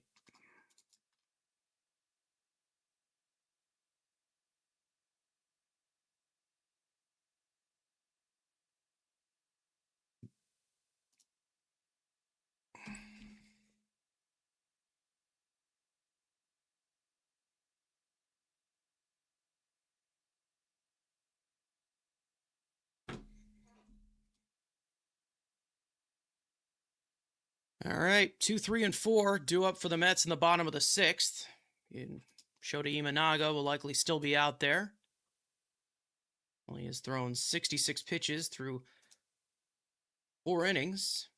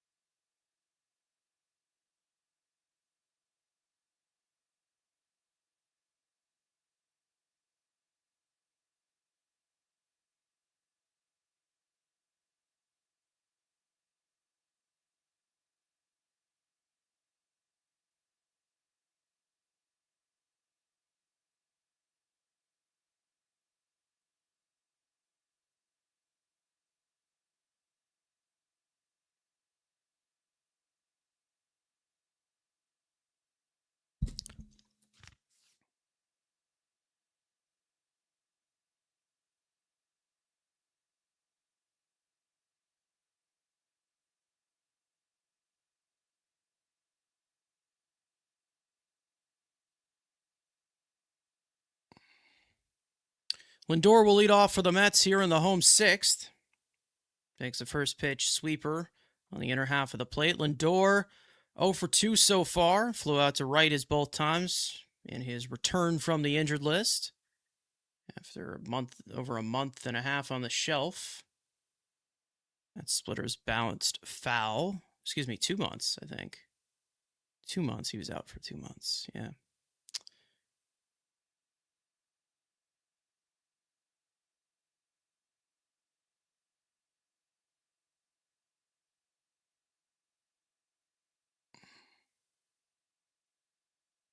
The 0-2 to Lindor. Hits another one to right field. Coming towards the line is Seiya Suzuki. He makes the catch. And Lindor's 0 for 3 with 3 flyouts to right field, 1 out.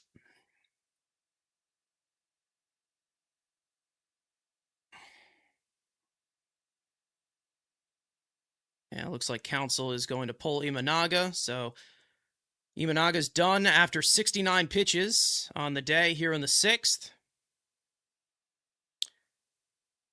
And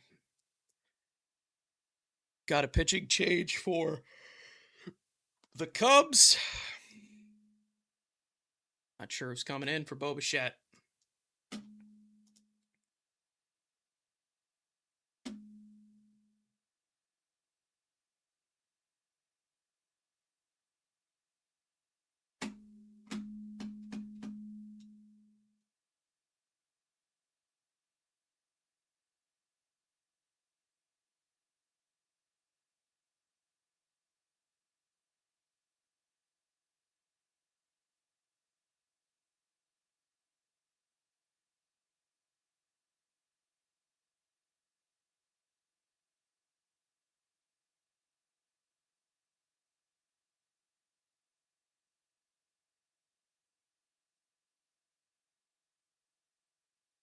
Gavin Hollowell will come into pitch. Right-handed pitcher. He'll face Bo Bichette with 1 out here in the inning. Hollowell. There we go.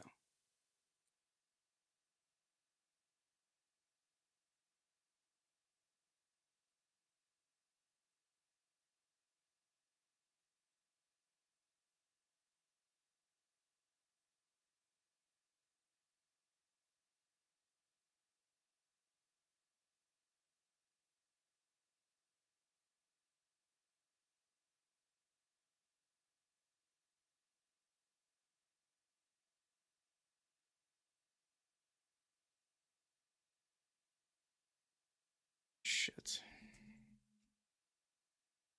All right.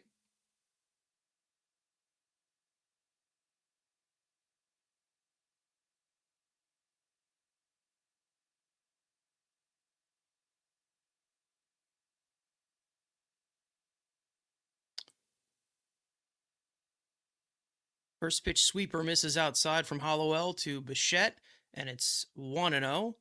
Bichette's 0 for 2. And he carves that sinker foul.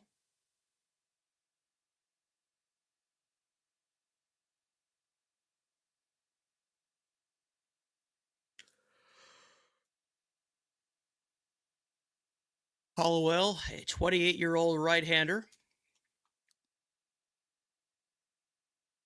Throws from a little bit of a side sling. That sinker misses outside for ball 2, and it's 2-1. Like I said, Bo Bichette 0 for 2 today. 2-1. Swung on and lifted in the air deep to left center field. That one is to the back of the first deck over the Great Wall of Flushing. Bo Bichette's 10th home run of the year. The Mets are down by 1. Climb aboard, get ready to explore. There's so much. Bo Bichette's Little lights. pitching change doesn't worry him at all. 106.3 off the bat to the left center field gap, and the Mets are within 1.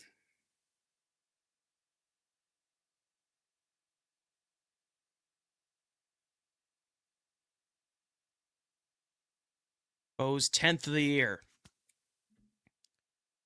Here's Vientos. He homered his last time up.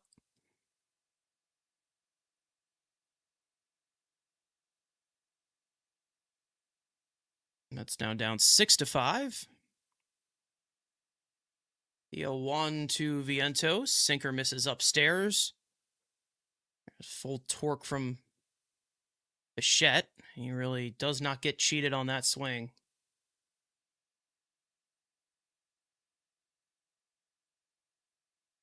The 1-1. Lined, caught on the fly by Nico Horner, 2 out.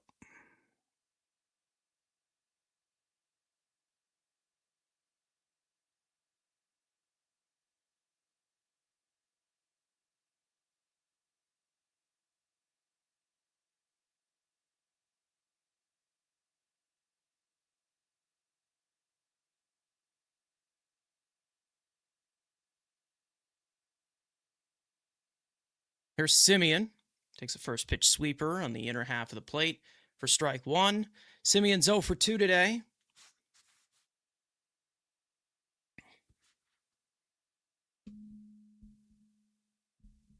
The 0-1. Lined past the diving Bush and into right field. And it's a 2-out hit for Simeon. The Mets' 7th hit of the day. 1-out base runner. Tying run is on.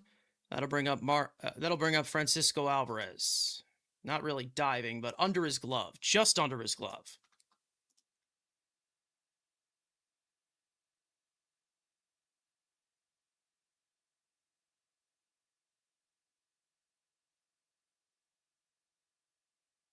Alvarez has homered in every single one of these series. Of these games in this series. 3 straight games.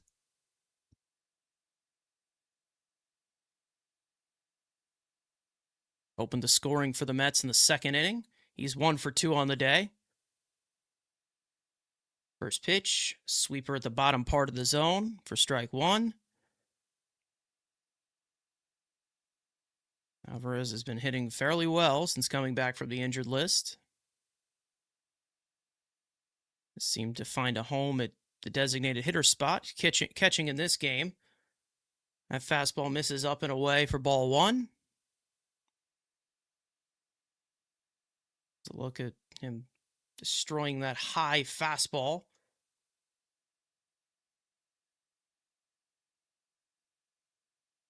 One to Alvarez. Swung on a miss at that sweeper center cut. 1-2.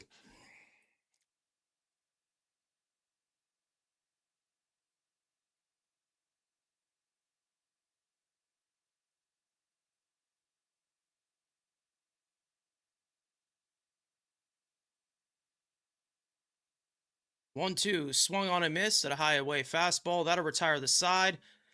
The Mets get a little bit closer. Solo home run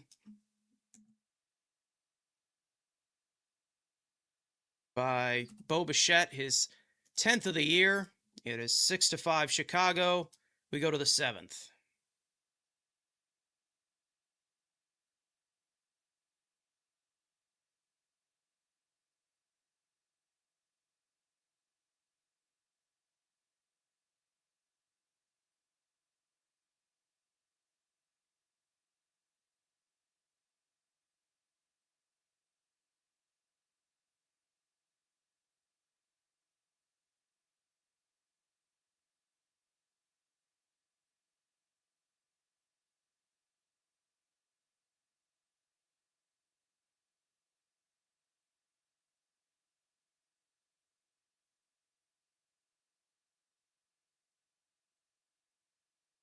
Okay.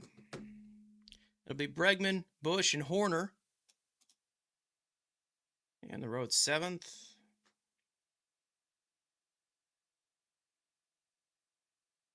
That's down a run.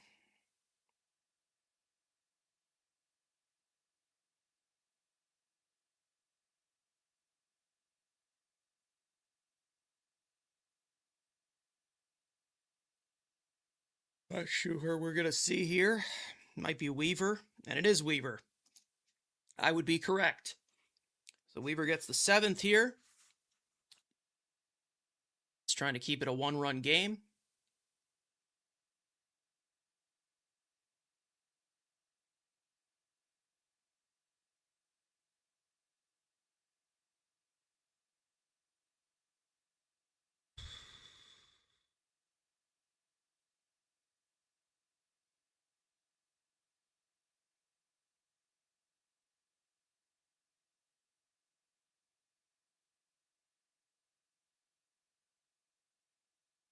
Weaver has been brilliant across 32 innings. 2.25 earned run average. He's had about his last 12 appearances have been spotless. And they've been quick. Bregman is 2 for 7 in his career against Luke Weaver. He'll lead off the top of the 7th here. Looks like that label of the bag got kind of shifted. That's second base, I think. Bregman's 0 for 2. Walked earlier on.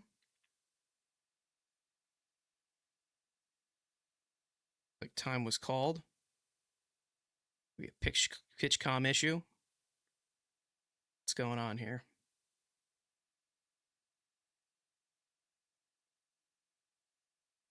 There's Luke Weaver.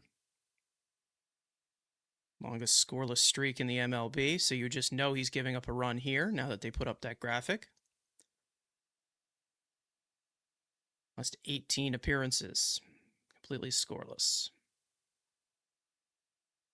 I guess it's an automatic ball here. Pitch clock violation, as Weaver didn't get set properly. First pitch to Bregman. Fastball misses outside for ball 2. That's a good start.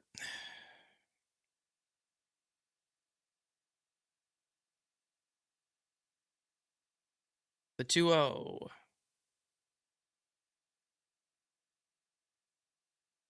Fastball misses up and away.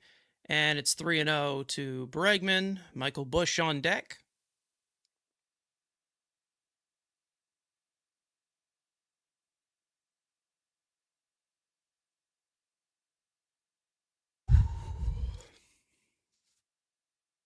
Rio to Bregman.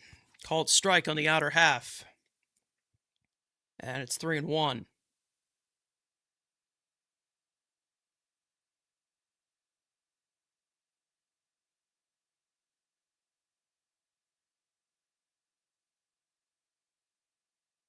The 3-1s just foul tipped that change up, and the count now runs full.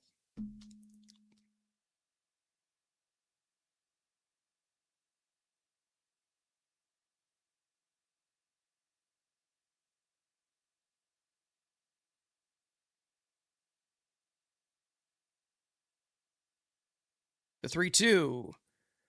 Fastball fouled off, back into the screen.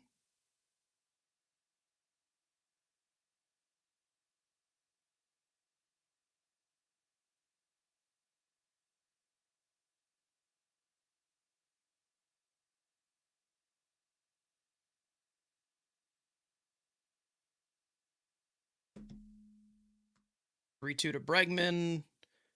Changeup misses low. Excuse me, cutter misses low for ball 4. It's a leadoff walk.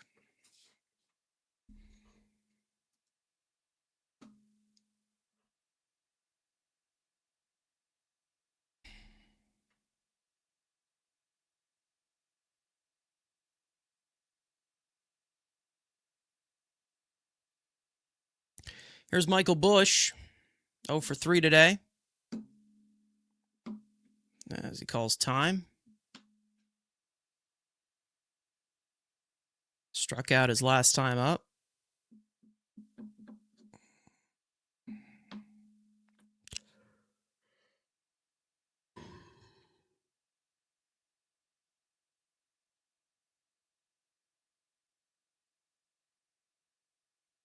First pitch to Busch. Fastball fouled off. 0-1.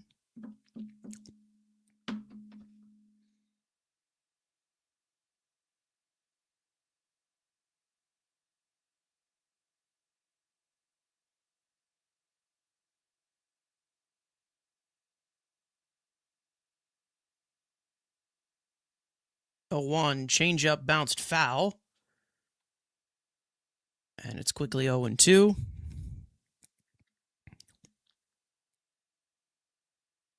Obi Milner getting warmed up in the pen for the Cubs.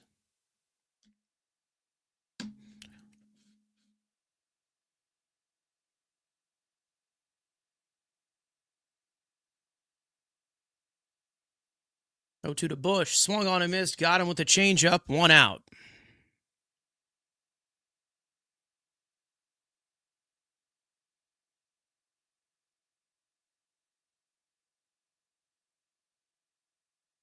Here's Horner.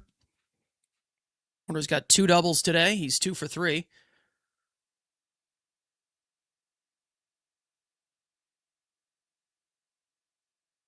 Pickoff attempt at first, and Bregman is back there safely. That's one disengagement.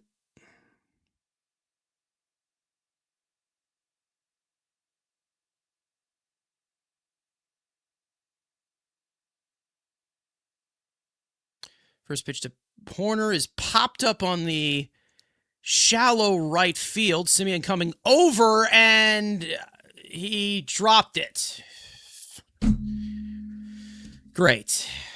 I don't know if they called an infield fly rule, but that's the 3rd error of the night for the Mets. 2 of them belonging to Semien. And it is 1st and 2nd with 1 out. Fucking Christ. You know, Semien. Hey.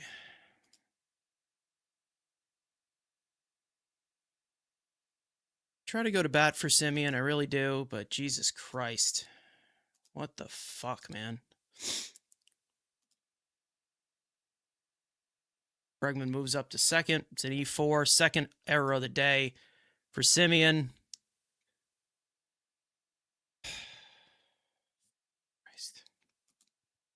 Here's Carson Kelly.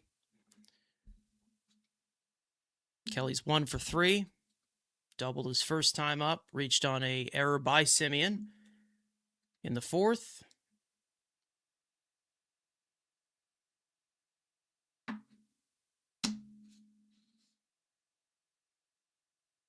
The 1-0. Cutter is grounded to shortstop, right to Lindor, on to second to Semien. Semien the turn, on to first. It's a 6-4-3 double play to end the inning. Stretch time here at Citi Field. Mets down 6-5. Fucking sloppy.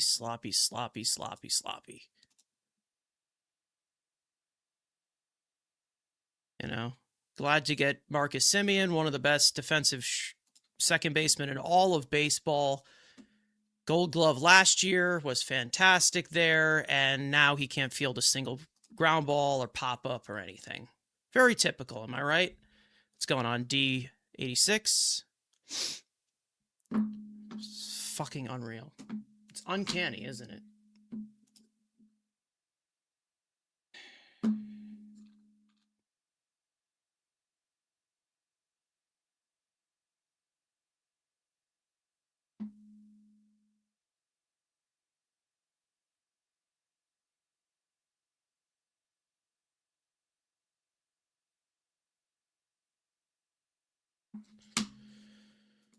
Hobie Milner will come in, pitch for the Cubs in the 7th. Mets down a run.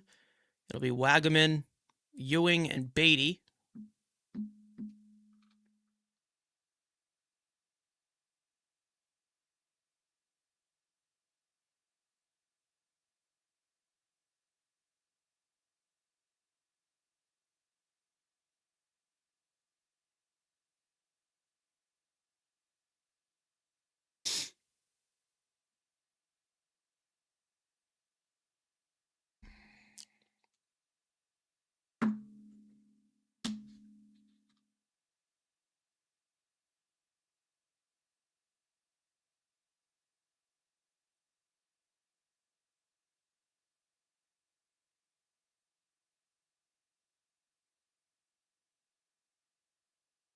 Show of between innings. Lindor picking up his teammate there. Simeon visibly frustrated with his defensive woes, especially recently.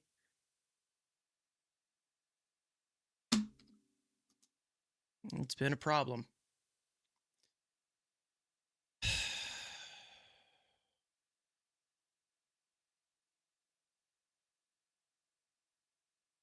Eric Wagaman will lead off for the Mets here in the bottom of the 7th. First pitch called strike, sweeper at the bottom of the zone, and it's 0-1. That one probably should have been challenged, but no challenge from Wagaman. Milner, 3.38 earned run average. It's been relatively okay. Changeup is low for ball 1. Wagaman, 1 for 2 today. Broken bat. Single, his first time up. Called strike on that changeup. It's 1-2.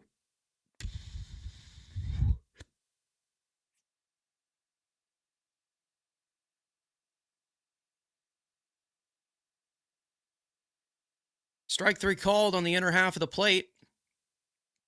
1 out.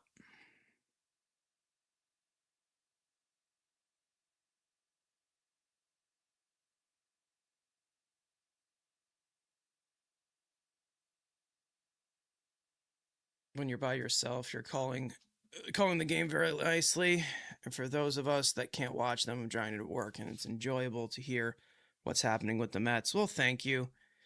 Yeah, we sometimes we just lose it here, though. First pitch to Ewing is driven toward the gap in right center field. That is going to fall, split the outfielders, and go all the way to the wall. Ewing heading to second, and with a 1-out double, the Mets' 8th hit of this game belongs to A.J. Ewing. Ewing having himself quite a day. Tying run gets to second, and here comes Brett Beatty. So Ewing continues to impress. Showing off some power, showing off his ability for some extra bases.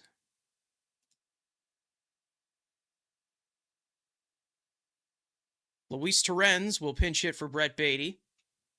That's a good call because Beatty sucks.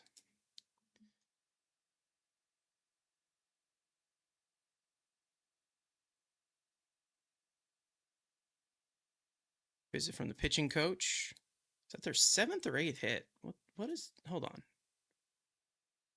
7 hits?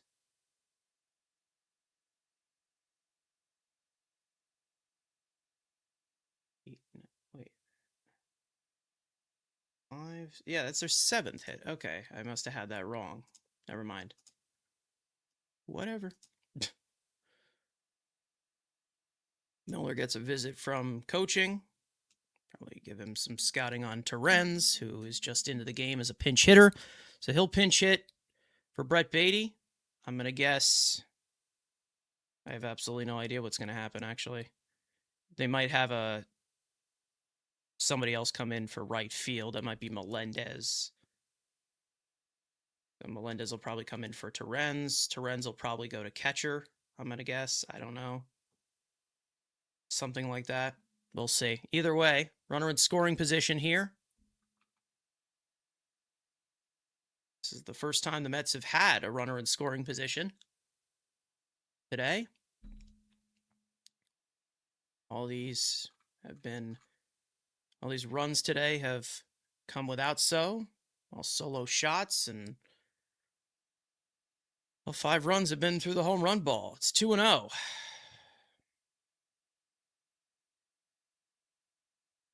Torrens with an opportunity to come up clutch here. That breaking ball is flicked out to right field. Foul. Goes into the seats. 2-1 to Torrens. Torrens, like we've said, not much of an offensive catcher. We know he isn't. But he has come up clutch for him at times. This probably would be one of the situations here. High leverage, runner at second. 1 out. That sinker misses inside. 3-1 to Torrens. Benj on deck. Turn over the order.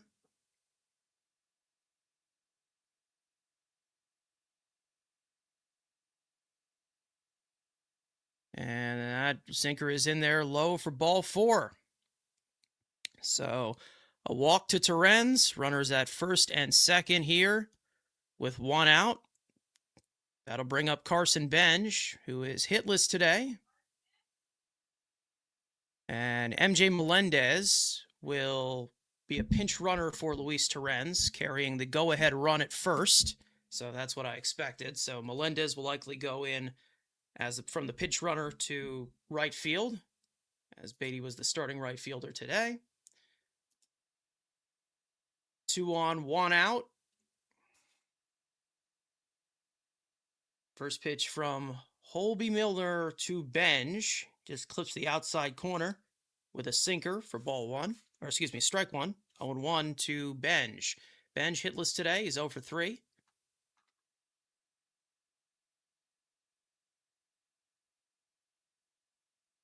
The 0-1.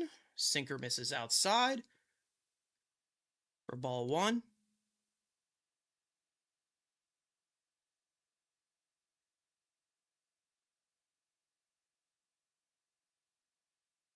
The 1-1. Sweeper misses outside for ball 2, and it's 2-1.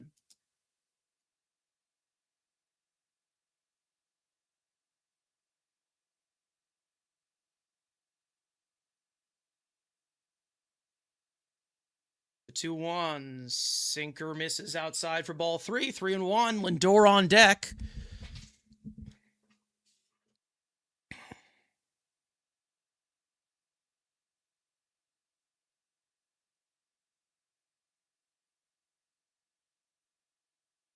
The 3-1.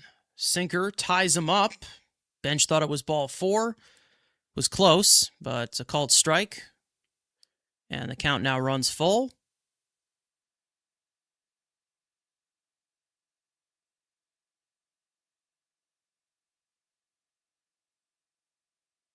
And that is dribbled right in front of the plate.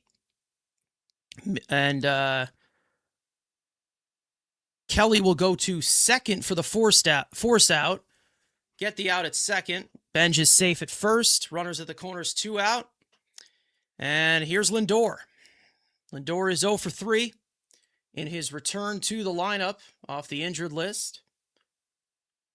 So I guess it was a swinging bunt that went unsuccessful. Whatever. Lindor in his career is 3 for 5 against Holby Milner. Batting from the right side here. He has batted from the right side the whole time.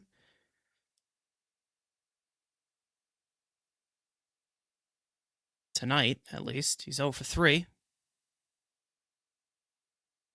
First pitch. Grounded to third base.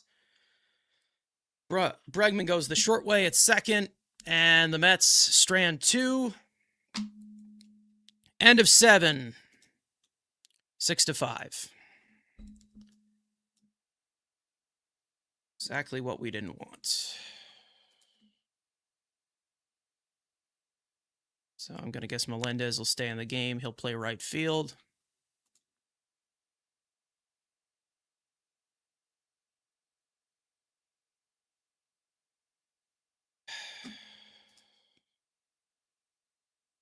Sure, everybody will be all over that. Mets' new closer is Kodai Senga. I hope not.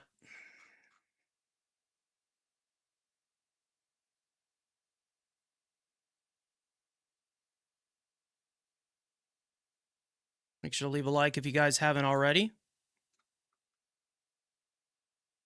Be greatly appreciated. There's plenty of you in here who haven't.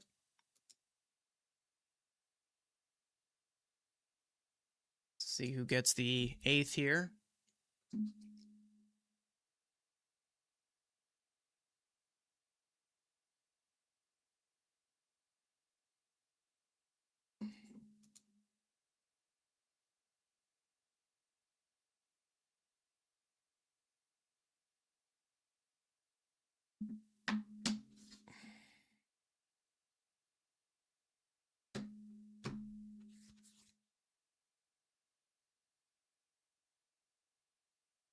AJ Minter comes in for the Mets here in the 8th inning.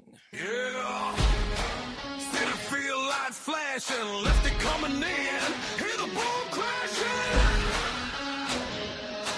AJ Minter, big boom, AJ. 6-foot southpaw, Tyler, Texas raised. From the Braves to Queens, now he's setting the stage. Cutter slice in like a guillotine blade. Four-seamer popping batters, looking afraid. Big boom, AJ. Stepping out the pen, lefties trembling when he throws that heat again. Strikeouts pile and swinging that ghost in the air. One pitch, 3 outs, he don't even care. Big boom, AJ, Mets bullpen hero, lighting up the flame. Case flying high, you're low as the ground. When big boom, AJ throws, opponents go down. Big boom, shut the door tight. AJ Minter, king of the night. Lefty killer, flame throwing machine. Big boom, AJ, you know what I mean.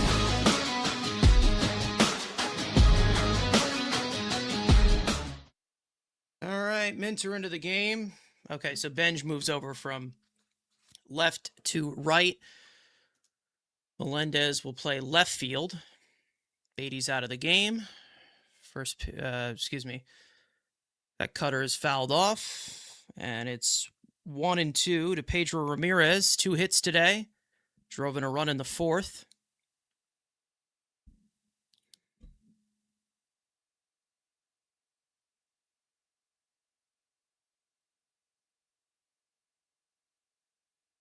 Minter, since returning from the injured list after being out for quite a while, has yet to allow a run. That fastball is fouled off.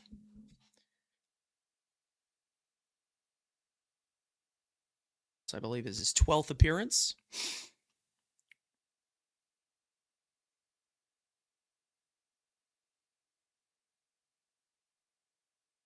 The 1-2. Slapped on the ground. Bobbled by Bichette. He's unable to come up with it.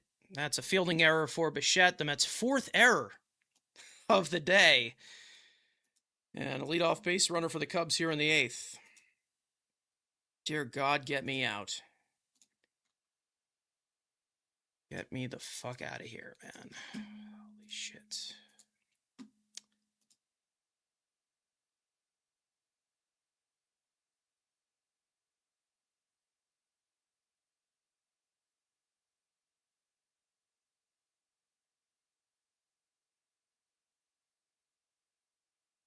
Runner goes. That pitch is being challenged by Alvarez. He'll likely win that challenge, but Pedro Ramirez will steal second base, his first of the year.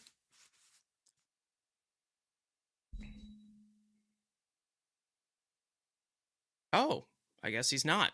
That one looked like it hit the zone. Wow, less than a 1/10 of an inch. All right, ball 1 to Swanson. Swanson has been a thorn in the Mets' side for this entirety of the series. He's homered in every single one of them. The 1-0 is lined into right field. Benj coming on. He'll make the catch. Tagging at second is Pedro Ramirez, but he won't go anywhere with the strong arm of Benj. As it skips away from the cutoff man, but no movement. 1 out. Top of the order, PCA. 1 for 3 today.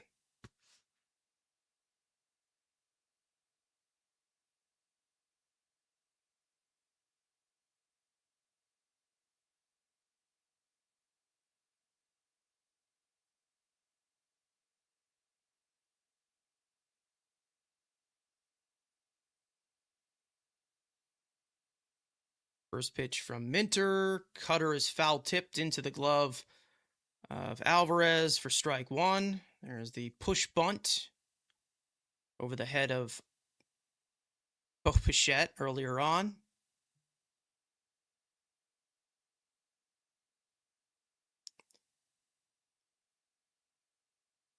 Cutter misses down and away for ball 1.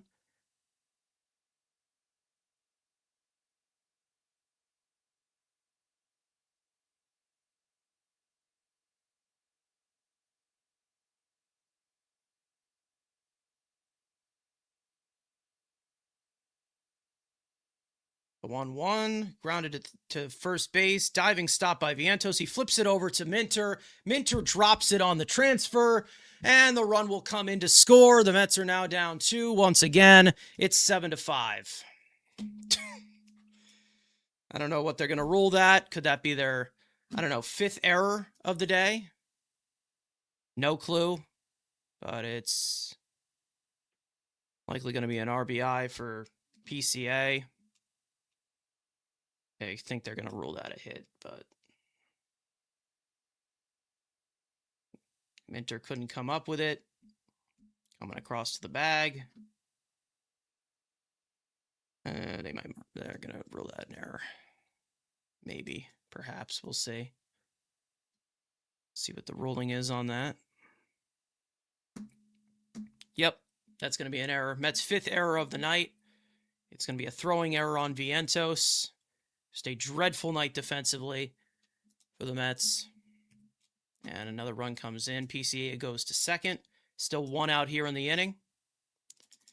Once again, the Mets just cannot get out of their own way.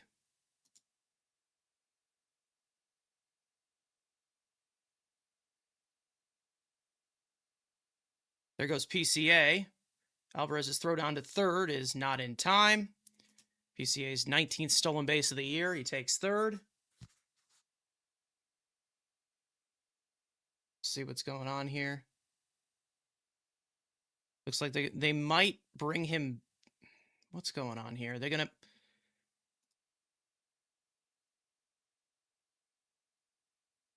Okay, so, all right. So PCA is going to go back to second because the umpire is calling interference on himself. So there's that. So stolen base is erased.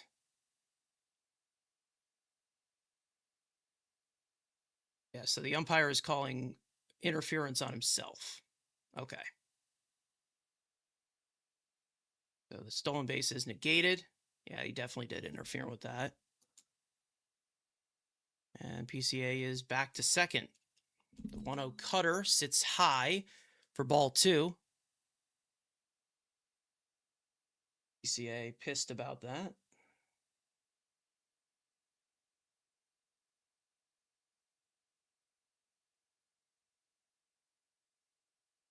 The 2-0 lifted in the air to shallow left field. Lindor coming back. In comes Melendez. He makes the catch. 2 out. PCA back to second. And PCA is still pissed. 5 runs, 5 errors. Yep. It's a dreadful night. Dreadful day.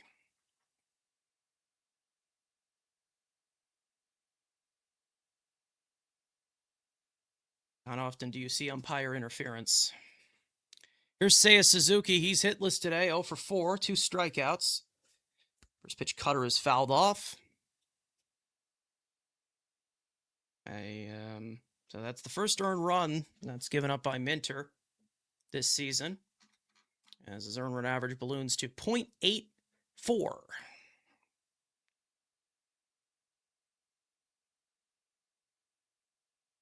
The 0-1, cutter misses upstairs. It may have been a fastball. That's a fastball.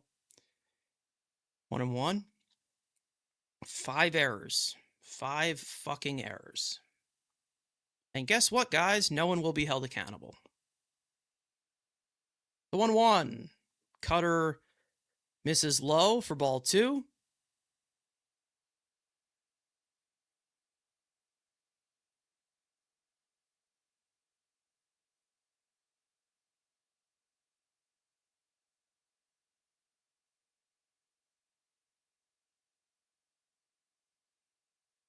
The 2-1.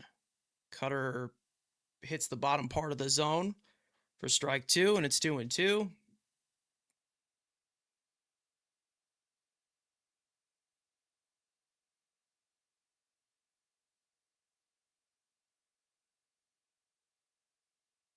The 2-2, that one gets away from Alvarez, and PCA gets third no matter what. And the count runs full. So I don't know if that's going to be a pass ball. If it is a pass ball, yeah, no, but I don't think they count that as an error, though. It's a dead ball.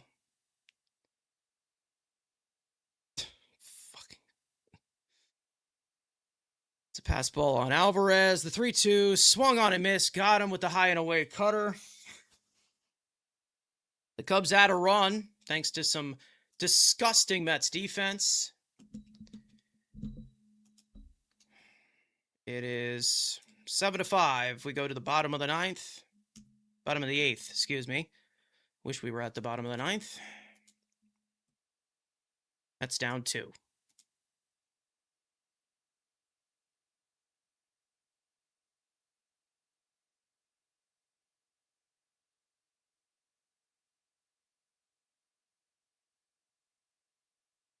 This is horrendous.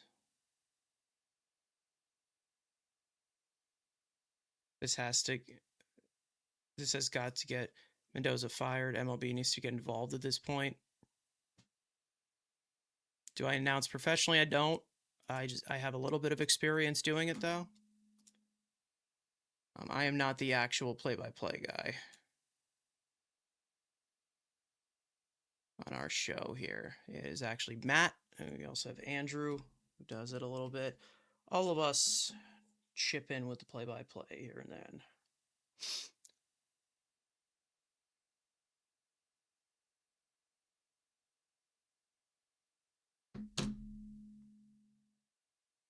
Stars is an issue more than Mendoza. Both of them have been just horrendous this season.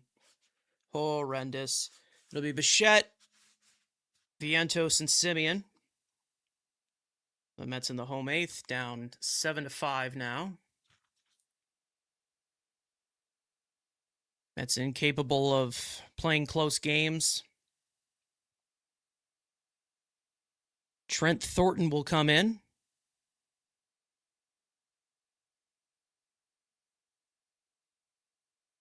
Thornton, 32-year-old right-hander.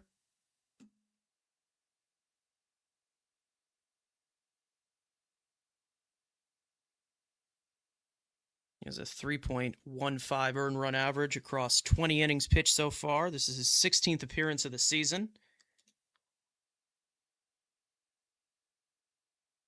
First pitch sinker to Bo Bichette is in there for a called strike.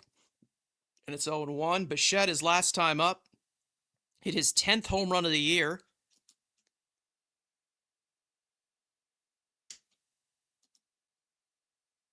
The 0-2 is laced towards the gap in right center field. That's going to be cut off by Seiya Suzuki in right field, but Bo Bichette will be in with a leadoff stand-up double. The Mets get the tying run to the plate. Bo Bichette, once again, starting to heat up. His second hit of the day. Mets' 8th hit of this game. And that'll bring up Mark Vientos.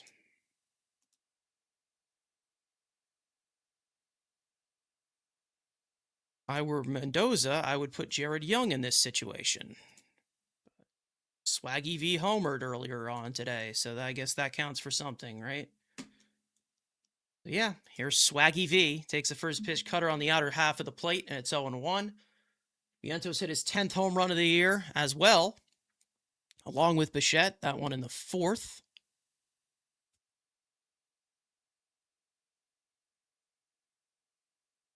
Good cut off there in right field by Suzuki, who's been dealing with some lower body injuries recently. He's been regulated more of a DH. First pitch sweeper misses up and in. You guys do a really good job calling the games for a really bad team. Thank you. Thank you. Is Soto available? I don't know. I've no idea yet. Grounded to third base. Bregman on the backhand. And he makes the play at first to beat the slow Vientos because he's slow as all dirt. But Bo Bichette moves over to third, considering how far away Bregman was from the bag. Had to bring up Semien.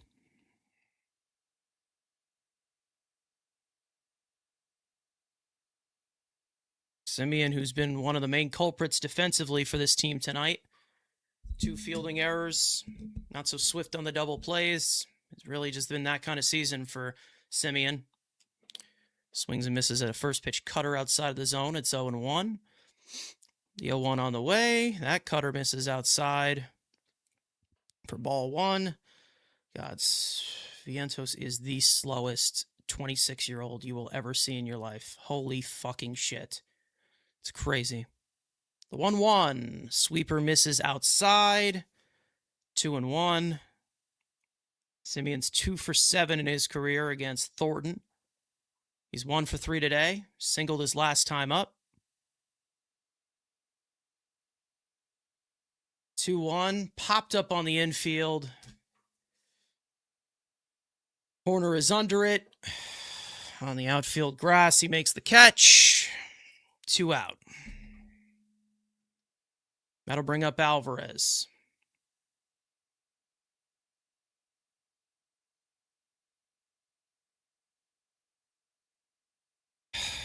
Alvarez homered in the 2nd inning, his 8th of the year. 1 for 3 on the day.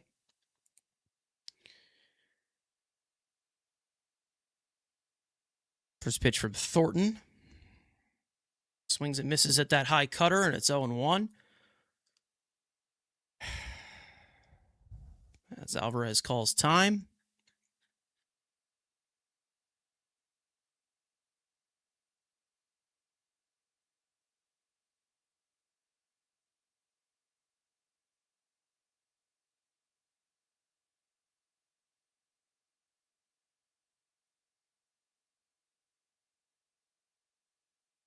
The 0-1. Breaking ball misses outside for ball 1.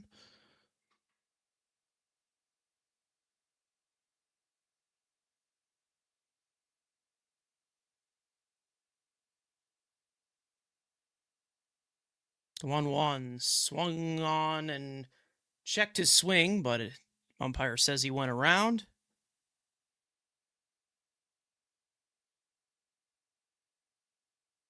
One and 2 to Alvarez with 2 out. Runner at third. Mets down 2 runs here in the 8th. Swings and misses at that cutter outside of the zone. Breaks his bat in frustration as the Mets once again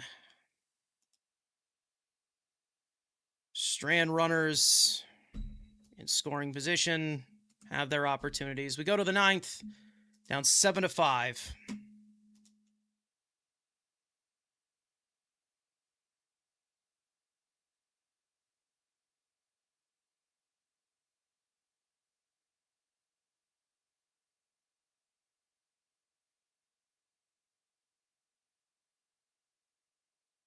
Mind numbing.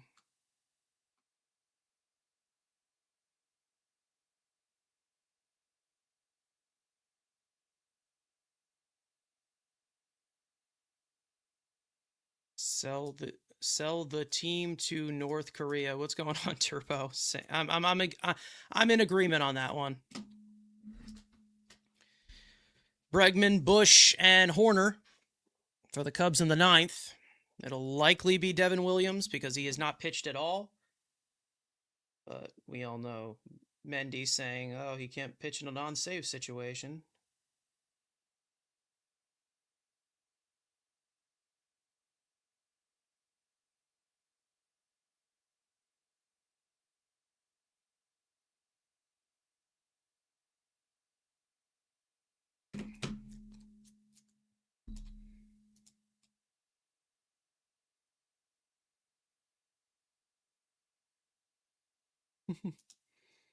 I prefer watching the Mets when when the Mets are losing because your critique and rants are honest, warranted, and flat out entertaining. Thank you.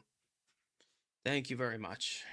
Well, yeah, I'm not gonna sit here and bullshit for you guys. Devin Williams will come in, obviously, looking for some work. They're down 2 runs here in the 9th. Stearns built this mess. He must be fired. I mean, I've already been saying it. I agree he needs to go. Like he's merited that he needs to go. But like I don't see what the solution is. I'm gonna tell you right now. I'm sorry. I don't see it. I don't know what the solution would end up being. First pitch fastball from Devin Williams misses up and away for ball 1. Williams is barely pitched, mainly because this team is just so garbage.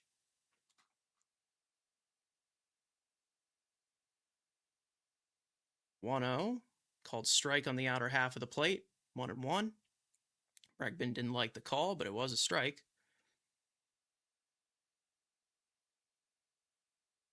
Devin Williams sitting at a 4.81 earned run average on the season. A little skewered as a closer. He's had a few blow-up innings. That fastball is fouled off. It's 1-2. How can you blame anyone but him?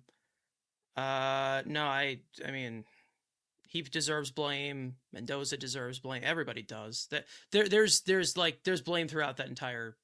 Yeah, 5 errors. Are you kidding me? I wish I was. I wish I was, Christopher. I really wish I was. Grounded to third. Bo Bichette gets in front of it, throws to first, little low, but scooped out by Vientos. 1 out. That'll bring up Michael Busch. Busch is 0 for 4. He's struck out twice today.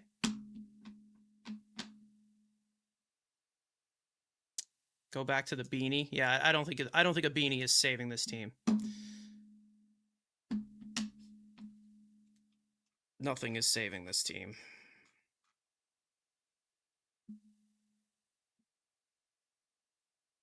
First pitch from Williams to Busch. Change up, clips the bottom part of the zone for strike 1.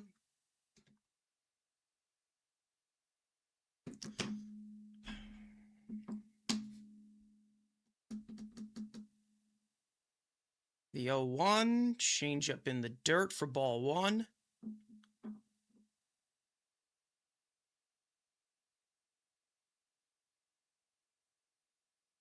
Make sure to leave a like if you guys haven't already. It would be greatly appreciated on the YouTube side. Thank you for everybody tuning in. The 1-1 called strike on the inner half of the plate. 1-2. Even though this team is awful, we appreciate the support. Last time all 4 Mets infielders made an error was in 1962. I believe it.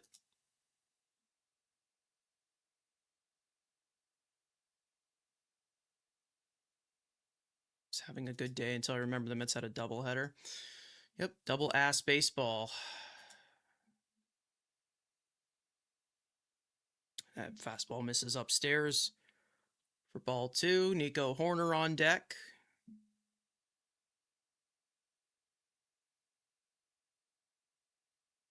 Two. Swung on and missed. Got him with a changeup. Umpire says he foul tipped it. First strikeout for Devin Williams. 2 out in the inning. Here's Horner. 2 doubles. 2 runs scored. He's 2 for 4 on the day.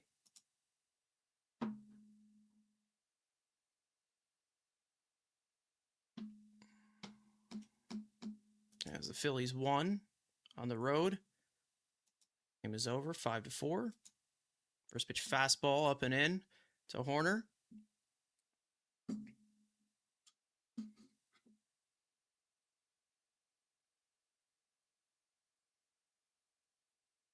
One-zero.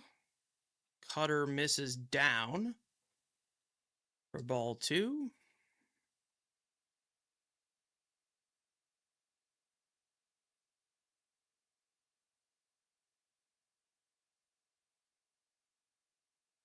The 2-0.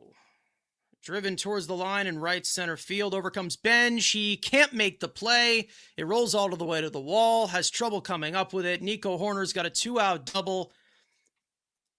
It is the Cubs' 9th hit of the day. And this inning continues. That one will not be called an error, but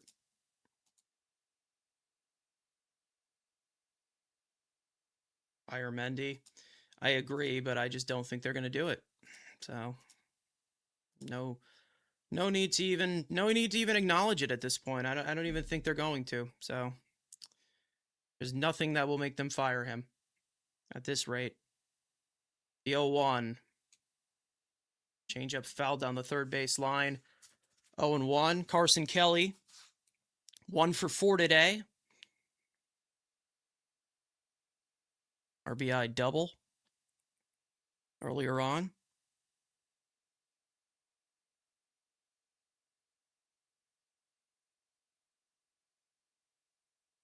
The 0-1. Changeup. Fouled back behind the plate. And it's quickly 0-2. Benj had a rough out to that ball.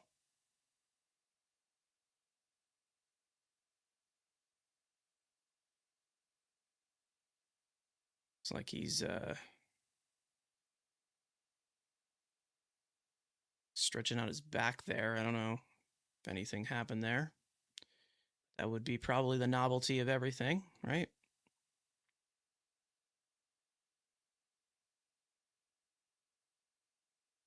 The 0-2 to Kelly, grounded to first base. Mark Vientos boots it, and the runners are safe. The 6th error of the night for the New York Mets. Holy shit, dude. Runners at the corners, 2 out. Justin Willard will go out there for a meeting with Devin Williams. 6 fucking errors, man. Unbelievable. That is amazing. Congratulations, New York Mets. Let's clap it up for them. Great fucking job. Fucking ridiculous.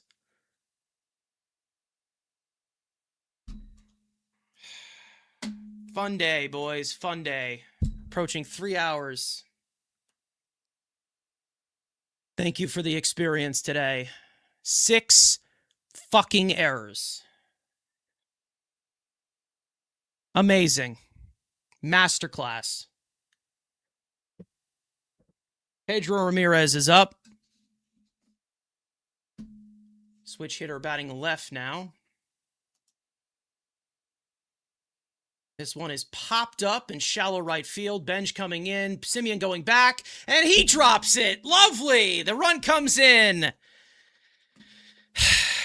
That one's going to be a single. 10th hit of the day. 8-5. Just keeps on coming.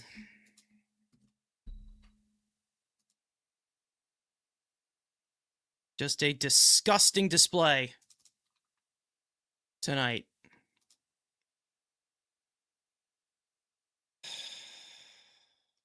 8-5 Chicago.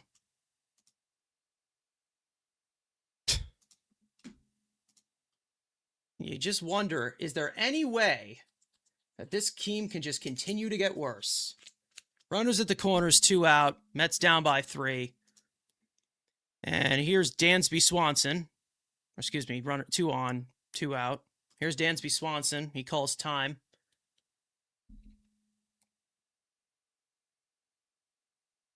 Unfucking believable, man. Unreal. Crazy. The runner goes, and it's a stolen base for Ramirez. Ball 1 inside on a fastball. I mean, what else, man? What else?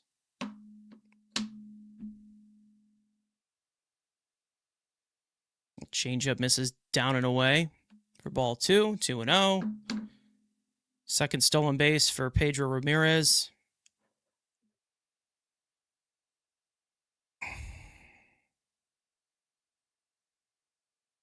2-0. Change up. Hits the outer part of the plate for strike one. 2-1.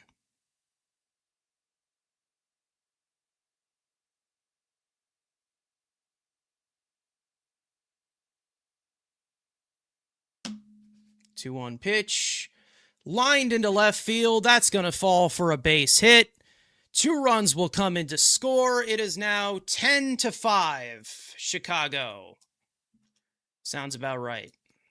Dansby Swanson continues to put the hurt down on the Mets as the former Brave. 10 runs on 11 hits for the Cubs. It's 10-5. And the Mets, once again, completely implode. I think that 20 runs have come across for the Cubs in this doubleheader. That 29 in this series. And stolen base, second. Swanson gets second there. And it just continues to get worse. And it doesn't seem to get better. What are fans chanting? I don't know. Yeah, 15 RBIs in 3 games for... This is unfucking believable. Crowd's chanting Pete Alonso. Yeah, Pete Alonso's not saving this.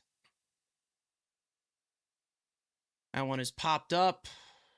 Shallow left field. Lindor's under it. Makes the catch, and that finally retires the side. 3 more runs come in to score. We go to the bottom of the 9th. 10-5.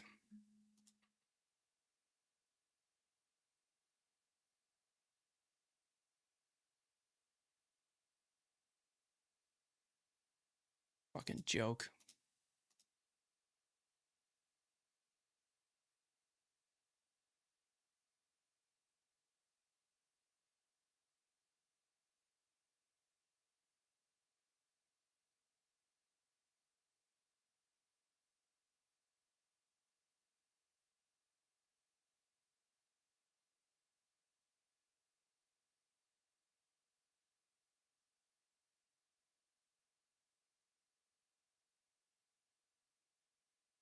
Yeah, Alonso would hit a solo home run in the bottom of the 9th to make it 10-6. Yep. Sounds about right. Don't you have to fire the manager? You do, but the Mets go a different route. That's their thing. They like to go a different direction than everybody else. If it seems smart to do so, the Mets like to go in a different direction. Wagaman, Ewing, and Melendez for the Mets in the bottom of the 9th. Down 5 runs. Just fucking end the game. I don't want to watch this anymore.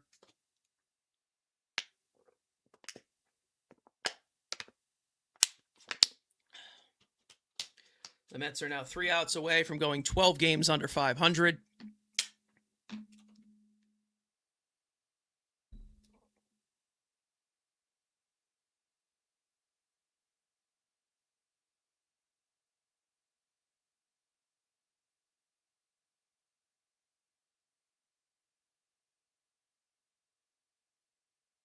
Six errors. 6, yep. Jacob Webb will come in to pitch for the Cubs. Jared Young will pinch hit for Wagaman. First pitch. Curveball balloons outside for ball 1. Young homered in the first game of this doubleheader.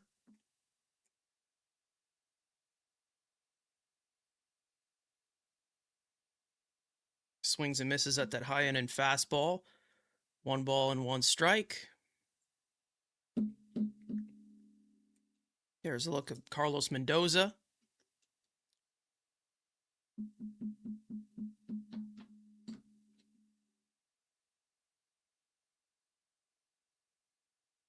Changeup is fouled off. Hey, I made it this far. Might as well finish it, right? Now 1-2 to Jared Young. There's David Peterson. Love to see him right now. Swings and misses at that breaking ball, 1 out.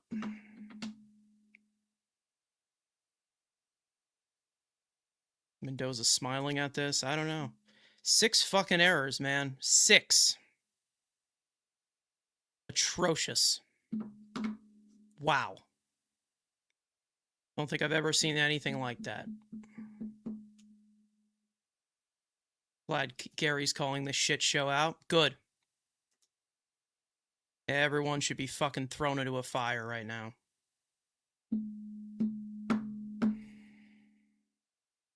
Fucking joke.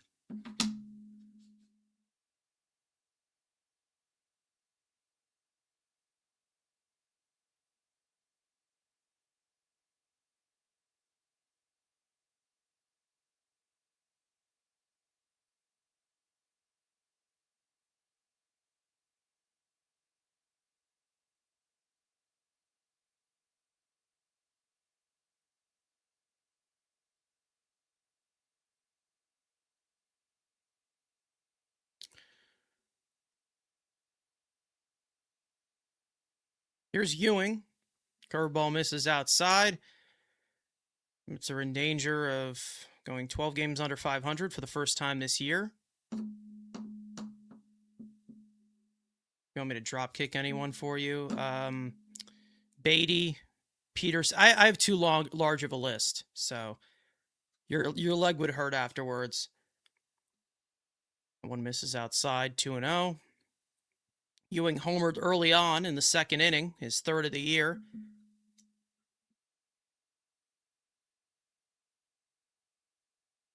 Line drive out to left field. Happ makes the catch. Just into the game, by the way. 2 out. Mets down to their final out of the day.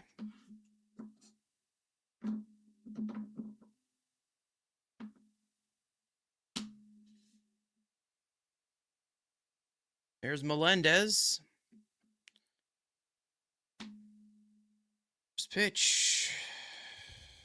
Fastball clips the inside corner for strike 1.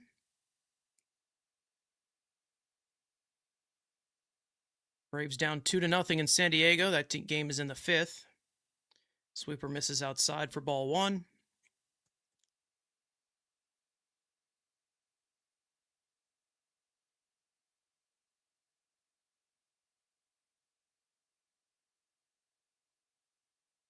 One. Check swing. He did not go around, says the third base umpire. 2-1.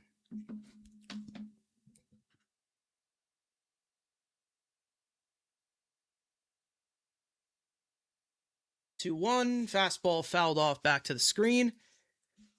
2 balls and 2 strikes, and the Mets are now down to their final strike of the day.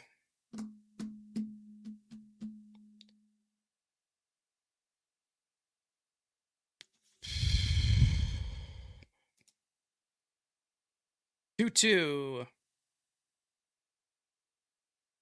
Changeup fouled off.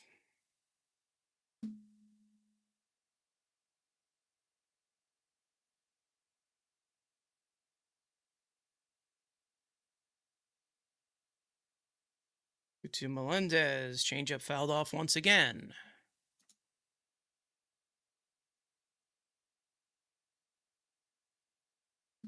Those of you in here, make sure to leave a like if you have not already. It would be greatly appreciated for painful Mets watch-alongs. 2-2. Fastball fouled off.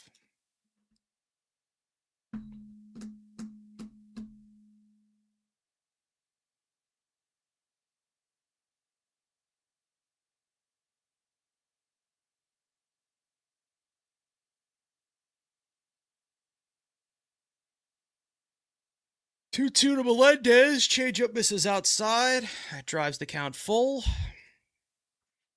Benj on deck if Melendez can get on.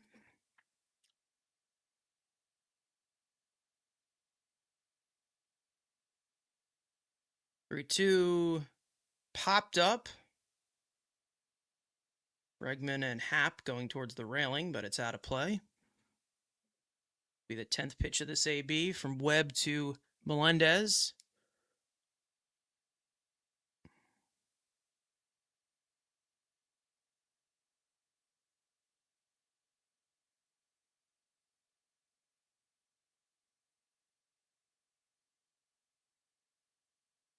3-2. Misses down and in for ball 4. So 2-out walk to Melendez. That'll bring up Benj. Benj is 0 for 4 in this game.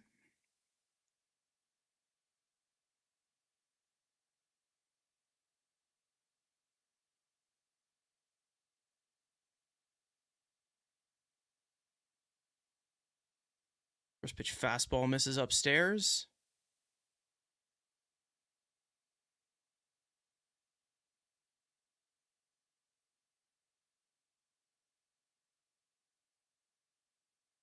The 1-0 to Benj.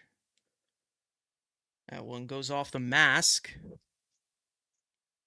of Kelly. Melendez took second either way on defensive indifference.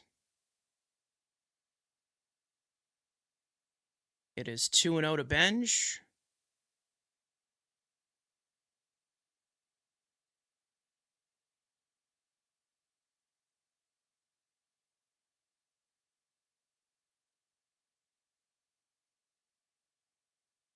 Changeup misses into the dirt, and it's 3-0 to Benj.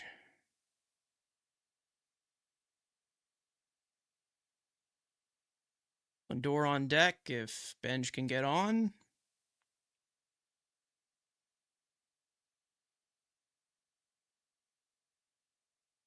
Ball 4. 4-pitch walk to Benj. Back-to-back walks here with 2 outs. That'll bring up Lindor.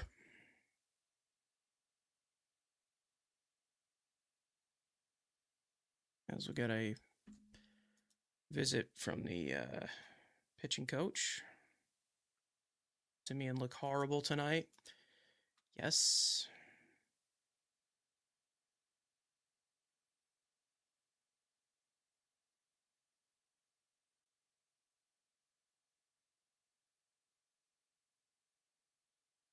Six errors. 6.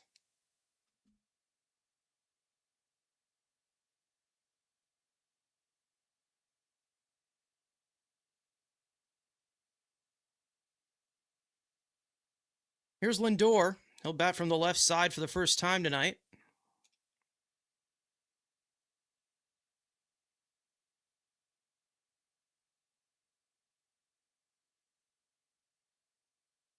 First pitch, curveball, bends in there for a strike, and it's 0-1. Lindor 0 for 4 in his return from the injured list.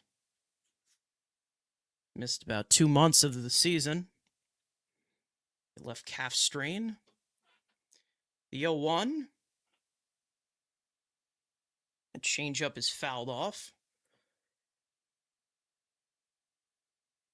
And the Mets are now down to their final strike once again.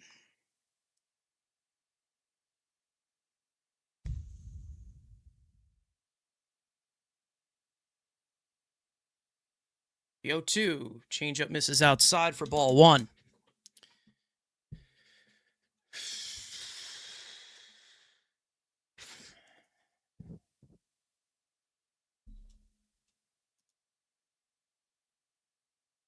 One, 2. Fastball misses inside for ball 2. 2-2.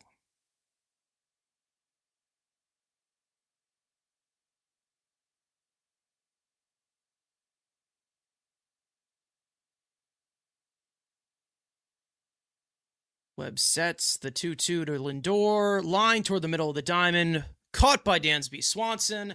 And that'll do it. The Mets drop both games of this doubleheader.